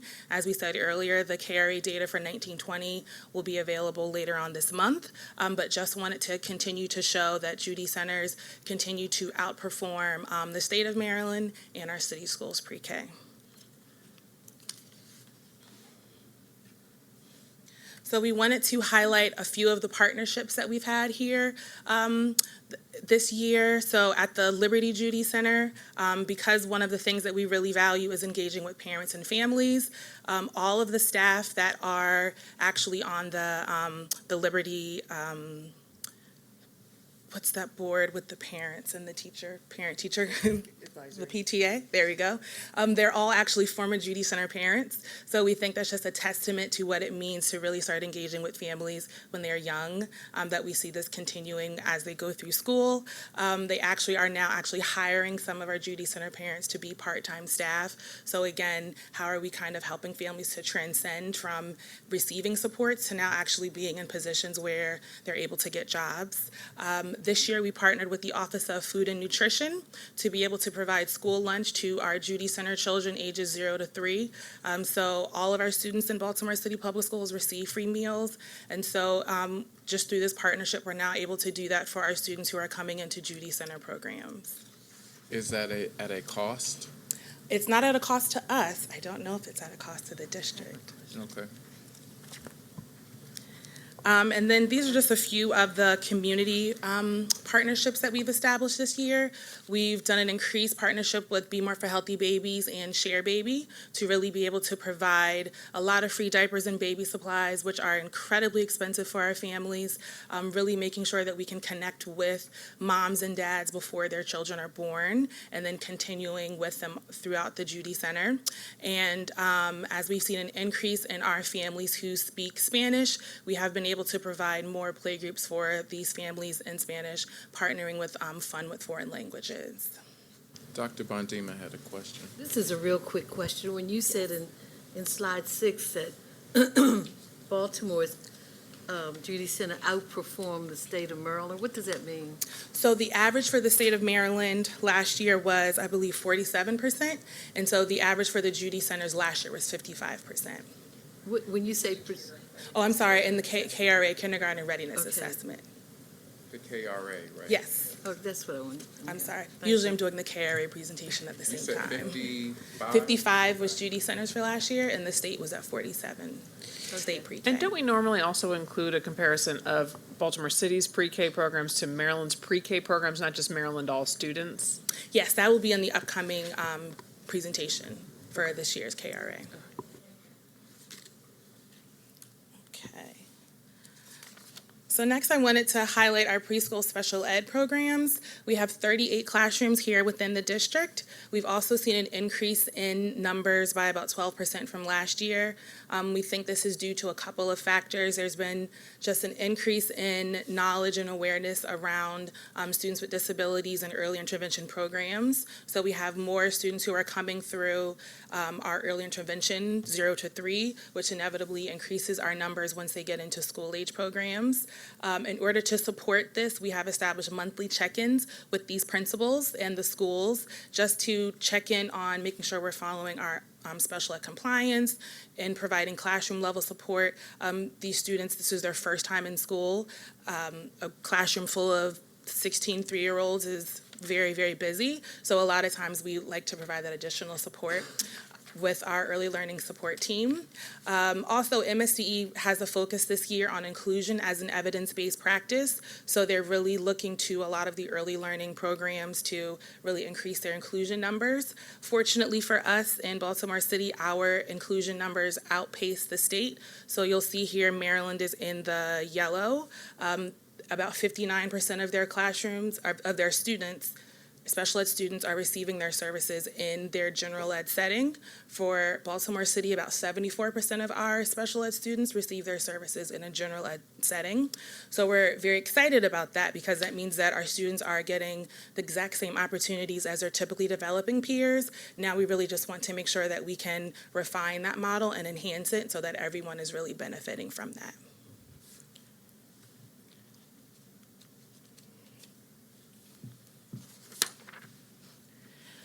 So this slide just highlights some of the work that we're doing in supporting schools.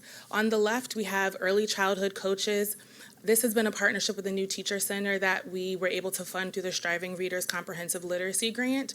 We have 15 coaches across the district who are composed of our pre-K teachers, and also we have 2 Head Start teachers who have been going through a year-long training with the New Teacher Center. It's been super impactful, and they have been coaching their pre-K colleagues, their Head Start colleagues, and their child care colleagues. They all have to really commit a lot of time during the school day, after school, to meet, to go observe each other's classrooms, but we've gotten nothing but high marks from all of the folks who have been involved and really helping us to refine those early literacy practices in those classrooms. We are hoping to be able to continue this next year. There's a part 2 to this coaching that really just dives a bit deeper into this. And on the right, we have our early learning support team members. These are 10 educational associates within our office who support our pre-K and K teachers. They use a collaborative consultation model where they are providing coaching to the general ed teacher, who is then providing the support to the special ed student within the classroom. Again, this allows us to make sure that we are including our students with special needs within that general ed classroom and providing support to the teacher.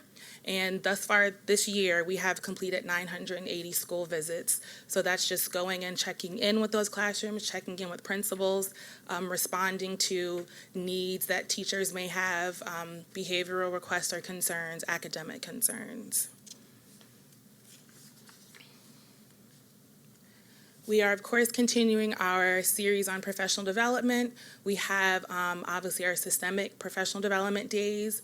We also have started offering office hours to staff after work hours. We are providing AU courses. Those early childhood coaches that we just saw on the last slide are able to get AUs for the work that they're doing in supporting these teachers. And this past summer, we did a Summer Learning Institute as well, specifically focused on oral language, which again tied into that Striving Readers comprehensive literacy work.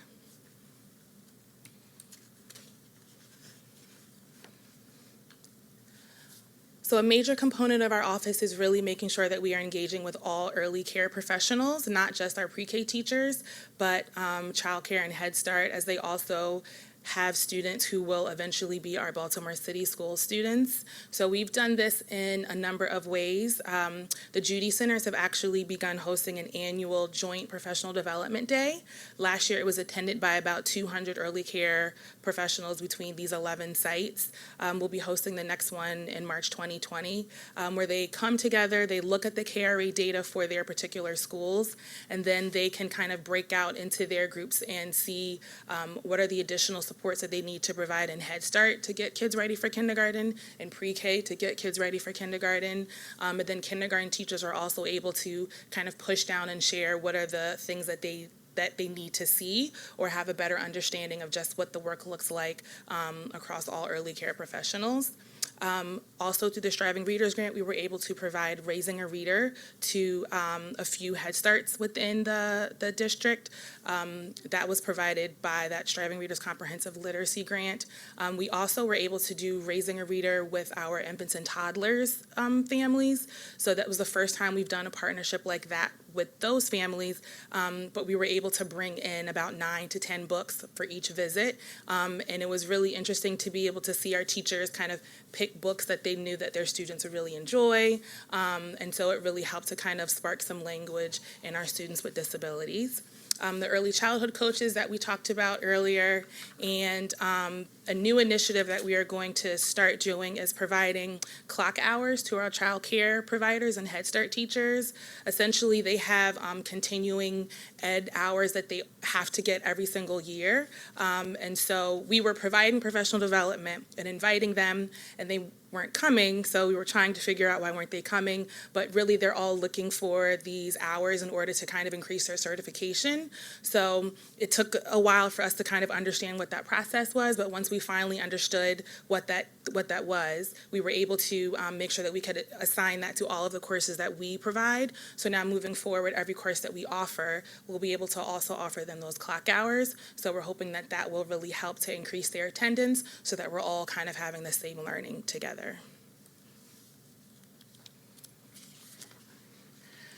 So just wanted to highlight some of the community engagement and outreach work that we've done this year. As I stated, we were able to increase our pre-K enrollment by about 2% this year. We attended a lot of citywide events, really trying to promote getting students enrolled in early care settings, not just in pre-K, but Head Start and child care as well. We recently hired a parent liaison who is a city schools parent to work within our office. So she's also with us going out to these events and kind of can bring a parent voice and a parent lens as we are really trying to recruit families and make sure that they know the importance of coming into school. Last year we had our first annual Day of Play. In April 2019, we had it over at Hartford Heights. We had about 200 families that came. We were very excited about. So this year we are going to have it over at John Rura because they have a brand new building and a nice field for us to run around on, and that will be in May 2020. And we are working with ITD to pilot an online pre-K application for this upcoming school year. We are going to pilot it in just a few schools. There are still some kinks to work out, so before we roll it out for everyone, we really want to make sure that we know how to do it very, very well, make sure that it's user-friendly for our families, that our enrollment officials understand how to use it. So we are going to take the time this year to really hone in with just a few schools on how to do that well, and hope to be able to roll that out in the 2022 school year. So looking ahead for some of the things that we have planned coming up, we are in the process of searching for a comprehensive pre-K curriculum. Our pre-K curricula is about 8 years old and is a homegrown curricula, and really keeping up with the work that is happening in kindergarten. As Monica was just talking about with her curriculum review, we really wanted to look at getting a curriculum that was comprehensive and interdisciplinary for pre-K. And this really is kind of tied into our cycle of like, what does professional learning look like for our teachers so that we can make sure that our teachers are really strong in those foundational skills. Really looking at our pre-K report cards and grading policy to make sure that it is reflective of early learning skills and that we are really letting parents know where their children are and then what are the skills that come next. So we are launching a pre-K curriculum, RFP. I believe it was, God bless you. It may have been posted already because I'm already getting emails from vendors asking me questions. But this is just kind of a really quick timeline of what we plan to do with this curriculum. RFP, we are going to have a selection committee that meets sometime this spring. And from that committee, we would actually like to select 2 curricula to pilot. And we want to pilot those curricula in our classroom during the school year 2021. I really want to pilot so that we can see what this looks like within our classrooms, so that we can see what lessons are we learning. Everyone's curricula looks nice in the box, but it's a very different story once it actually gets into the hands of teachers and students. So we really want to take the time to look at it to see what are we learning from that, and to make sure that we can prepare our teachers when we get to school year 2022 for what are the gaps, what are the holes, what are the materials that we need. You don't often know that when you roll something out without that pilot year. So we did want to take that time to be able to look at that. We will likely have about 10 schools that are piloting this that we will be watching very, very closely to see what are the lessons that we're going to need to learn from them. And finally, we just wanted to look ahead as to how we are preparing our pre-K students for kindergarten. We have been really partnering with our folks in literacy, the Literacy, Languages, and Culture Office for increased training for foundational skills on these early literacy skills for our teachers. I think that we all want to make sure that our teachers in that pre-K to 2 grade band are really sound in those instructional strategies. Making sure that our students with disabilities are accessing the kindergarten general ed curricula. We have a number of teachers who are working with folks in my office to really make sure that we can make sure that our related service providers are all on the same page, our special educators are all on the same page, so that students are not experiencing a break or they're not experiencing any pullout that is happening in their classrooms, but all of their supports are also making it with them into the general ed classroom. And then continuing to make sure that we're connecting our pre-K assessment, the early learning assessment, to the KRA, the kindergarten readiness assessment. The 2 systems live in the same place, but they don't actually speak to each other. So a lot of that data analysis we have to do by hand, but we really want to see where our students are while they're in their pre-K year. How much growth are they making? Are we seeing that there's a great correlation between ELA to KRA? Is there a drop-off in the summer? We really want to be able to kind of look at that a bit deeper. So that's some of the work that we're going to look to do in this upcoming school year. Okay, and I think that's it. Ms. Tucker, it sounds like you're leading phenomenal work. Thank you. So I just want to celebrate you for a moment. You seem very passionate about what you're doing with early learning, and I think that City Schools is blessed to have you as a member of its team. Thank you. Commissioner Roberts, you have anything? I do. Good afternoon. Hi. So, understanding that K through 3rd period of time is vital. It's so important, and we have the relationship with infants and toddlers. Could you speak to the percentage of students that transition from infants and toddlers? Well, even before that, how many families are unsuccessful in completing the infant toddlers program, and if they're then identified in Child Find? But I guess, well, can you speak to that first? Okay. Great question. So it's hard to quantify that because the 0 to 3 data lives with the health department because they are the lead agency. However, what we have seen from some of this data is we have some families who don't end up completing or I guess kind of graduating out of early intervention for a number of reasons. We have some families that are just hard to locate. Some families do not necessarily for whatever reason, want to buy into the program. Sometimes it is kind of invasive having someone coming into your home once a week. So there are some families who, once they see that that's what it is, they don't want to continue. And then we do have some children who just needed that little bit of burst of early intervention. And then by the time they turn 3, they're in general ed and Head Start, they're in general ed pre-K, and then they've been able to move on. There are students who are hard to locate, that's what they term them in the Child Find system, and we do oftentimes find them again when they come to pre-K or kindergarten. My office is now trying to do a better job of tracking to see the child that we just found in pre-K and K, did we know them before when they were somewhere in 0 to 3? And there are a number of kids who we did know before when they were in 0 to 3, but again, because of family circumstances, moving, what have you, we kind of lost them. So we really are trying to partner with our partners at the health department, trying to figure out how we can use our Judy Center family service coordinators who have great relationships in communities to really go out and find those hard to locate families so that we can kind of triangulate efforts to make sure that we're keeping them within the system, to make sure that their students are being able to receive services and they don't have that break in those early intervention services. Thank you for that. So then my second question would be for the students that are transitioning from, say, an infant and toddlers program. I think the early learning support teams are great, but what does that look like in real time for students that are transitioning into gen ed kindergarten programs and individualizing? Every student should have an individualized experience. And if there are a number of students that have transitioned in with an IEP, what does that look like? And do we see any data around retention around students that weren't really getting that individualized attention, and especially for parents that are unable to kind of to measure their child against a gen ed student?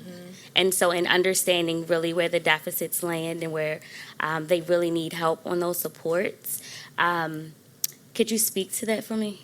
So I think that's one of the areas that we are that we want to look at more. That last slide when I had this kind of looking ahead, that was one of the things that we identified last year as the new curriculum was rolling out. We were looking at our students with disabilities as they were transitioning from our preschool special ed classrooms and going into a general ed classroom, which is already a transition in and of itself, but transitioning to a larger classroom with less staff support and a whole new curricula. So we saw that there was, again, this whole is not the right word, but there were ways in which we knew that we needed to support. So we're trying to sit down and figure out what that will look like now.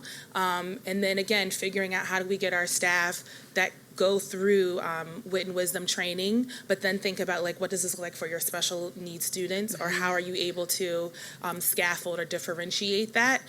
Again, so that students don't have to be pulled out and miss that instruction, but that all of that can be happening within their classroom, so that they're either supporting the teacher in doing that differentiation, or that the related service provider, that the speech pathologist is able to help them work on, I don't know, any of the modules, but you know, so that's also what we're really trying to make sure that we look at too. So how do we see that surfacing now? Is it an increase in retention between K to 2? Is it students not being on grade level? This is specific to students with disabilities. That data I don't know, so that I would have to get back to you on. Okay. I don't know that off the top of my head. Thank you. Commissioner Cheney?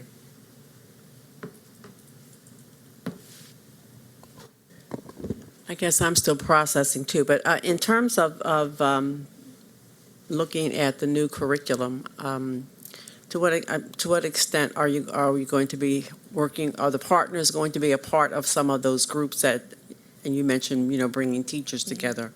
Because I know I was very happy to hear all the work you've been doing around sort of coordinating with Head Start and Child Find and other things. So to what extent will they be involved as you're looking at the new curriculum? Because in some ways, you're going to have to tie into that in preparation. I'm not sure if they will be involved once we are on the selection portion. I do think that they often look to us to see what we are doing to kind of measure where they are. I'm encouraged that they, about a year ago, 2 years ago, many of the Head Start started doing the early learning assessment themselves, so that we can now have a tool that we are all using in order to see how each one of our students are performing, which is, it kind of levels the playing field so that we can see where everyone is. So ELA will have to be prominently featured in whatever curricula we select, and I believe the curricula that some of the Head Starts are using is creative curriculum, which could be the one we get depending upon what the RFP looks like, but it's also prominently featured there. So the fact that that will kind of tie all of us together, I think, is really the important work there. Once we get into the professional learning, I think we'll make sure that we're always including them together, and really making sure that we're helping folks with those skills, because the foundational skills really, I feel like, are what we want to make sure that we're tying all together, regardless of what the curricula that you select or I select. If you know how to teach this really, really well, if you know how to teach children well, that's what we need to kind of tie the whole thing together. And I would just add to that, Commissioner Cheney, if you remember when we did the wit and wisdom adoption, there were multiple components within the procurement process. One of those components was when we got to the top few selections with wit and wisdom, it was the top 2. We did some community engagement around that, so that would be another way that partners would have access to that as we get to the level with the procurement process. It can only be internal employees that are a part of that review committee, but then we brought folks in and around that engagement process and continue to do so for the next. Great, because I'm being very optimistic about the future, that we will eventually get to pre-K for all. So I want to make certain that all our partners know what's going on. My next one is, it's more of a it's really not a question as much as just a hope that we will. You mentioned communication as one of those areas, and the what was it, the play day, I think was great in terms of helping people to really put pre-K on the radar, but we still got to do a lot more around just the, not just advertising that there's pre-K and come on and join us, but the fact that how great our program is. Some of the work that we did with the enrollment task force was really around sort of tracking births and seeing what happens when young people get to be, 3 and 4, and where are they, and why we don't capture them better. And then the sort of the other side of that, and this is a real sort of little blimp in it, but the number, because the board gets to read these, the number of folks that apply for early entrance and whatever the process is that we go through, again, I think some of that is around not knowing really what is happening in programs. I think if again, we've really got to tell that story better so people can just see the, just the quality of what's going on and the amount of work that happens, and it may cut back on some of that. I know parents get very devastated when we say your child is not eligible, but I do think they need to perhaps just know more about our programming, and they may not ask for that. They may be very happy having their child just go through the natural progression. Yeah. Okay. But great job, and thank you. I don't want to make you feel bad, but when I sit here, when I listen to pre-K, my first teaching job was as pre-K. I love it. With, you're not going to believe this, 18 children, 2 aides, and a full-time parent liaison just for my class. Wow. Those were the days. So you can dream for it to come back. Who should I ask for that, Jill? The board? And to Commissioner Chinya's point, Commissioner Frank was asking about universal pre-K, and what does that look like for city schools in regards to the state landscape and the national landscape? Great question. So in Maryland's definition, city schools provides universal pre-K. I put universal in air quotes because essentially every child in Baltimore City, for the most part, that wants a seat could get a seat. It may not be at their zone school, or it may not be at the school that is right in their neighborhood, the school that they want to go to, but every child that would want a seat has a seat. With current commission and thinking about expansion of pre-K classrooms, there's been a lot of conversation and talk around what that could look like. Would it be a mixed model delivery where there are some pre-K classrooms that are in city schools, some that are in Head Start, some that are in childcare? That would be a challenge for me to manage, speaking honestly.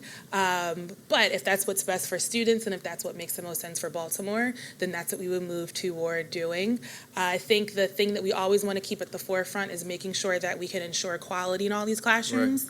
Right. And so one thing, sometimes these things come down from the state without the additional funding to support making sure that we can enhance that quality. But for example, we have the early learning support staff who support approximately like 25 pre-K classrooms and maybe I think it's 5 preschool special ed classrooms. You need staff like that who are on the ground to be able to go into classrooms and make sure and monitor that all of these things are happening. So as we think about it, I always want to make sure that it's not just funding for the classroom, which is important, but also all of the supports that need to go into it to make sure that we're getting the materials for it. Sure.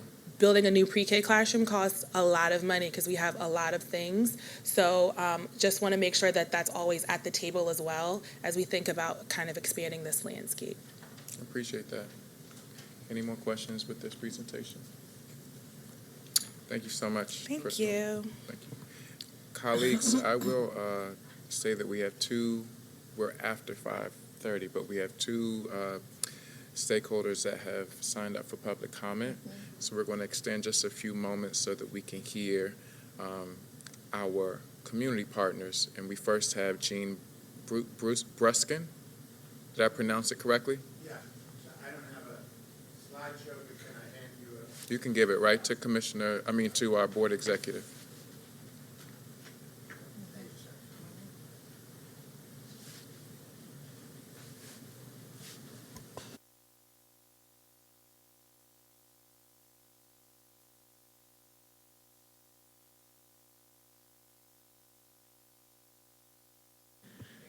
All right. I want to thank you for the opportunity to speak here and give public comment. I was speaking here as actually a teacher earlier in my life, and now as a retiree, I've become a playwright. And I was particularly moved by the comment here about the issue of cultural relevance and institutional inequities and the relationship between art and the curriculum. For the much of last year, I spent writing and producing a play that was about Baltimore, and it took place in Baltimore.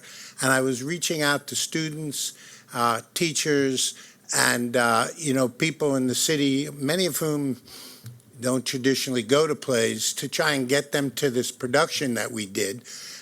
And the play is called The Moment Was Now. And it's written with that kind of a title because what it was then and it is now. It particularly takes place in Baltimore in 1869 with a group of characters with deep ties in many ways to Baltimore, starting with Frederick Douglass, who most people know about, but including people like Isaac Myers, who there's a Douglas Myers Museum here in Baltimore. Many people don't know Douglas Myers was a remarkable African-American who was organizing African-American workers all over the country at this very moment, and in conjunction with Frederick Douglass. So we did this as a musical, and we brought in lots of folks who, as I say, don't come to plays often, returning citizens, workers of all different kinds, and found that with the music and the story we were telling, people were incredibly inspired. Some people cried and clapped and cheered and sang.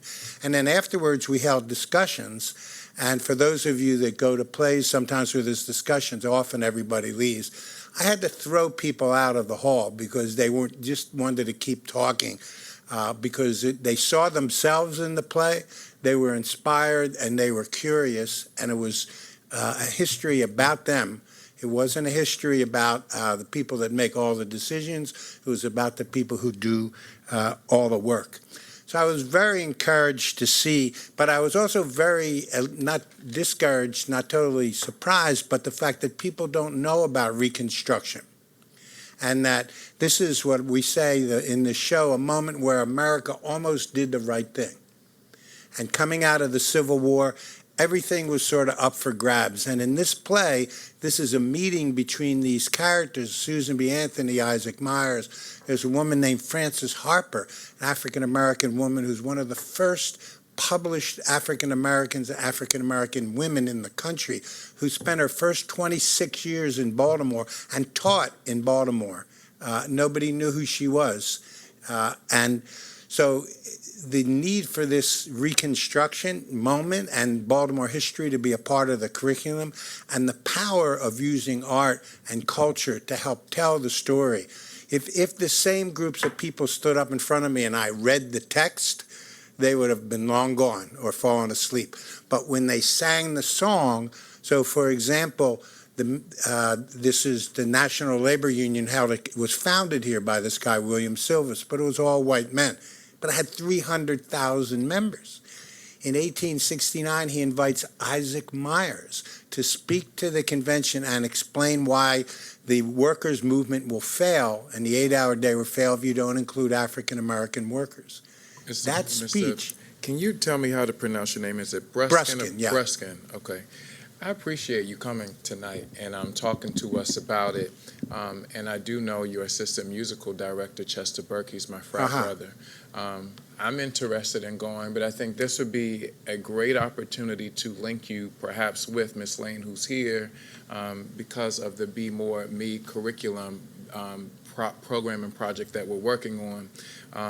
And she's right here in the room if you wanted to connect with her. Yeah, right. I listened to all the Yeah, great and we were curriculum just stuff. looking in the curriculum. I was looking at, I think it is 8th or 9th grade, where the school year begins actually with Reconstruction and the Reconstruction Right. period. So I think it would be a great idea to connect with Miss Lane because they are the ones that are actually developing it, and perhaps we can get.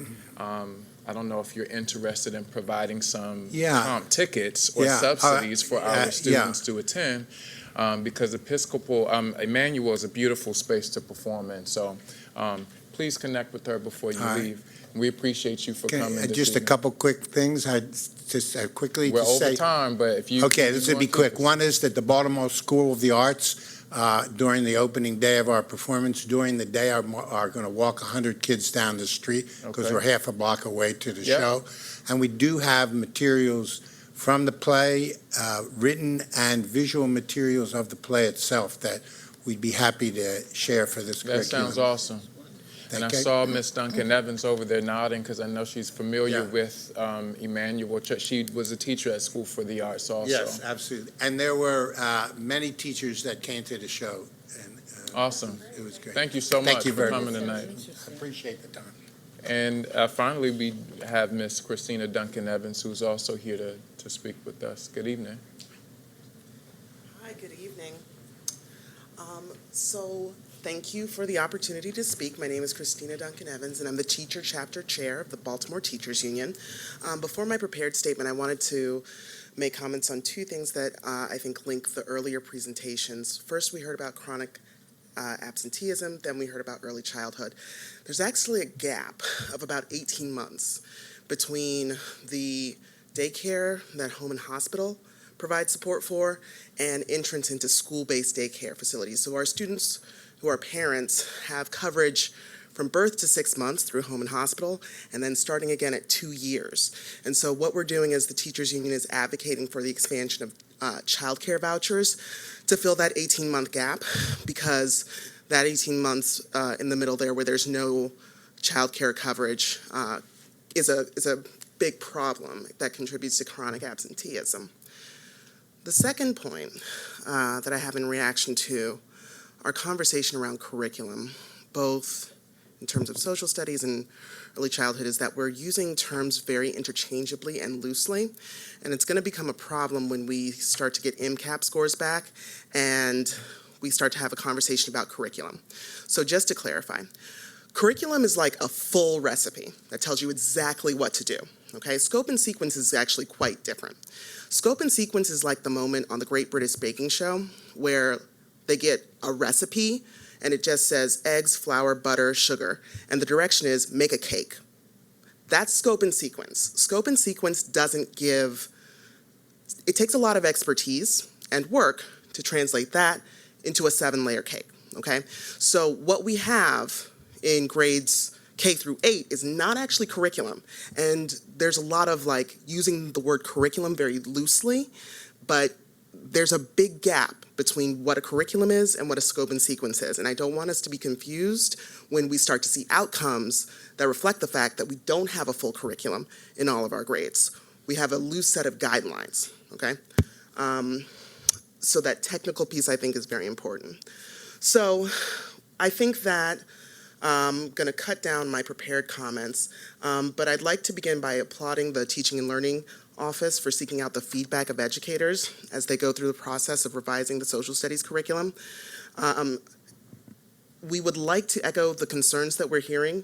Our educators have expressed concerns about not having enough time to teach social studies and not having enough resources from the district to deliver high quality, consistent, and coherent instruction.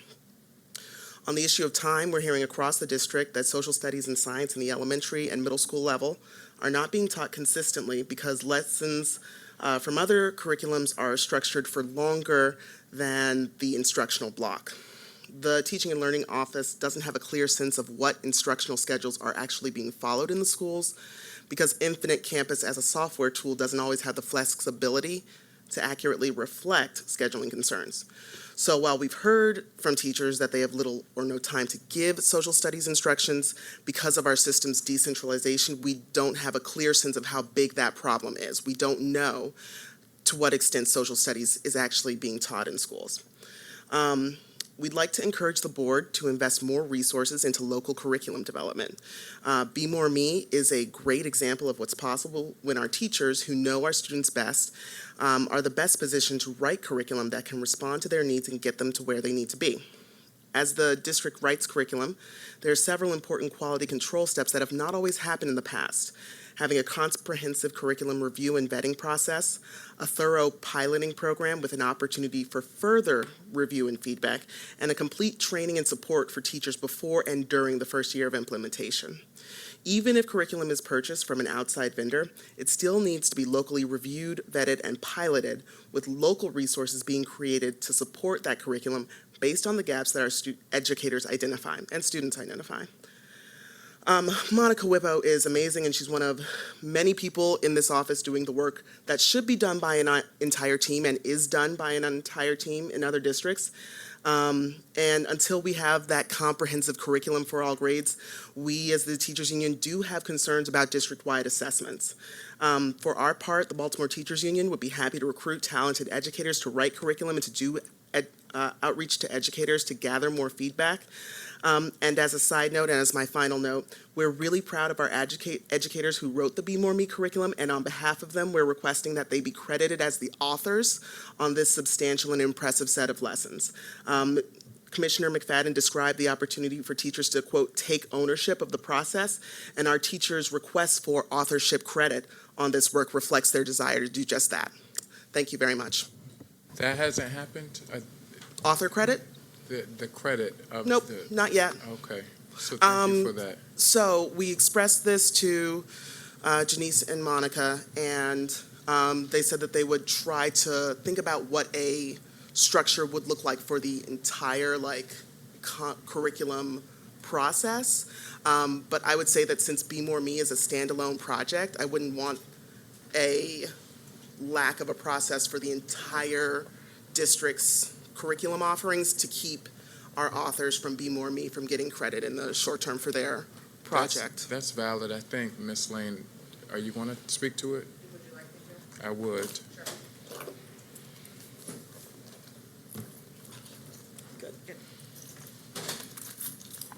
Thank you. We did have a great call with Ms. Duncan Evans and her colleague, I think it was Friday? Zach Taylor, yeah. Zach Taylor on Friday around this issue. We are currently exploring, we've had conversations before around intellectual property when teachers are working that are either paid or receive a stipend for the curriculum writing. So we are going to follow up with legal to explore that, because it wouldn't just be for Be More Me. It would be any time that we bring teachers in to advise on curriculum, write lessons on curriculum, assessments, et cetera. So it's a bigger process than just one component within the curriculum, and we want to explore that before we make any statements, any steps moving forward. Sure. Thank you. Thanks. Our next meeting, colleagues, March 3rd, 2020, as we will focus on teacher and principal pipeline update, along with a special education biannual update and the blueprint update on student wholeness and literacy, ILS, I'm not sure what that is, and leaders, intensive learning sites, that's what it means, and leadership, I'm assuming. But that is what we'll focus on March 3rd. Thanks to everyone for staying a little later, and we are adjourned at 4:46 p.m. Thanks.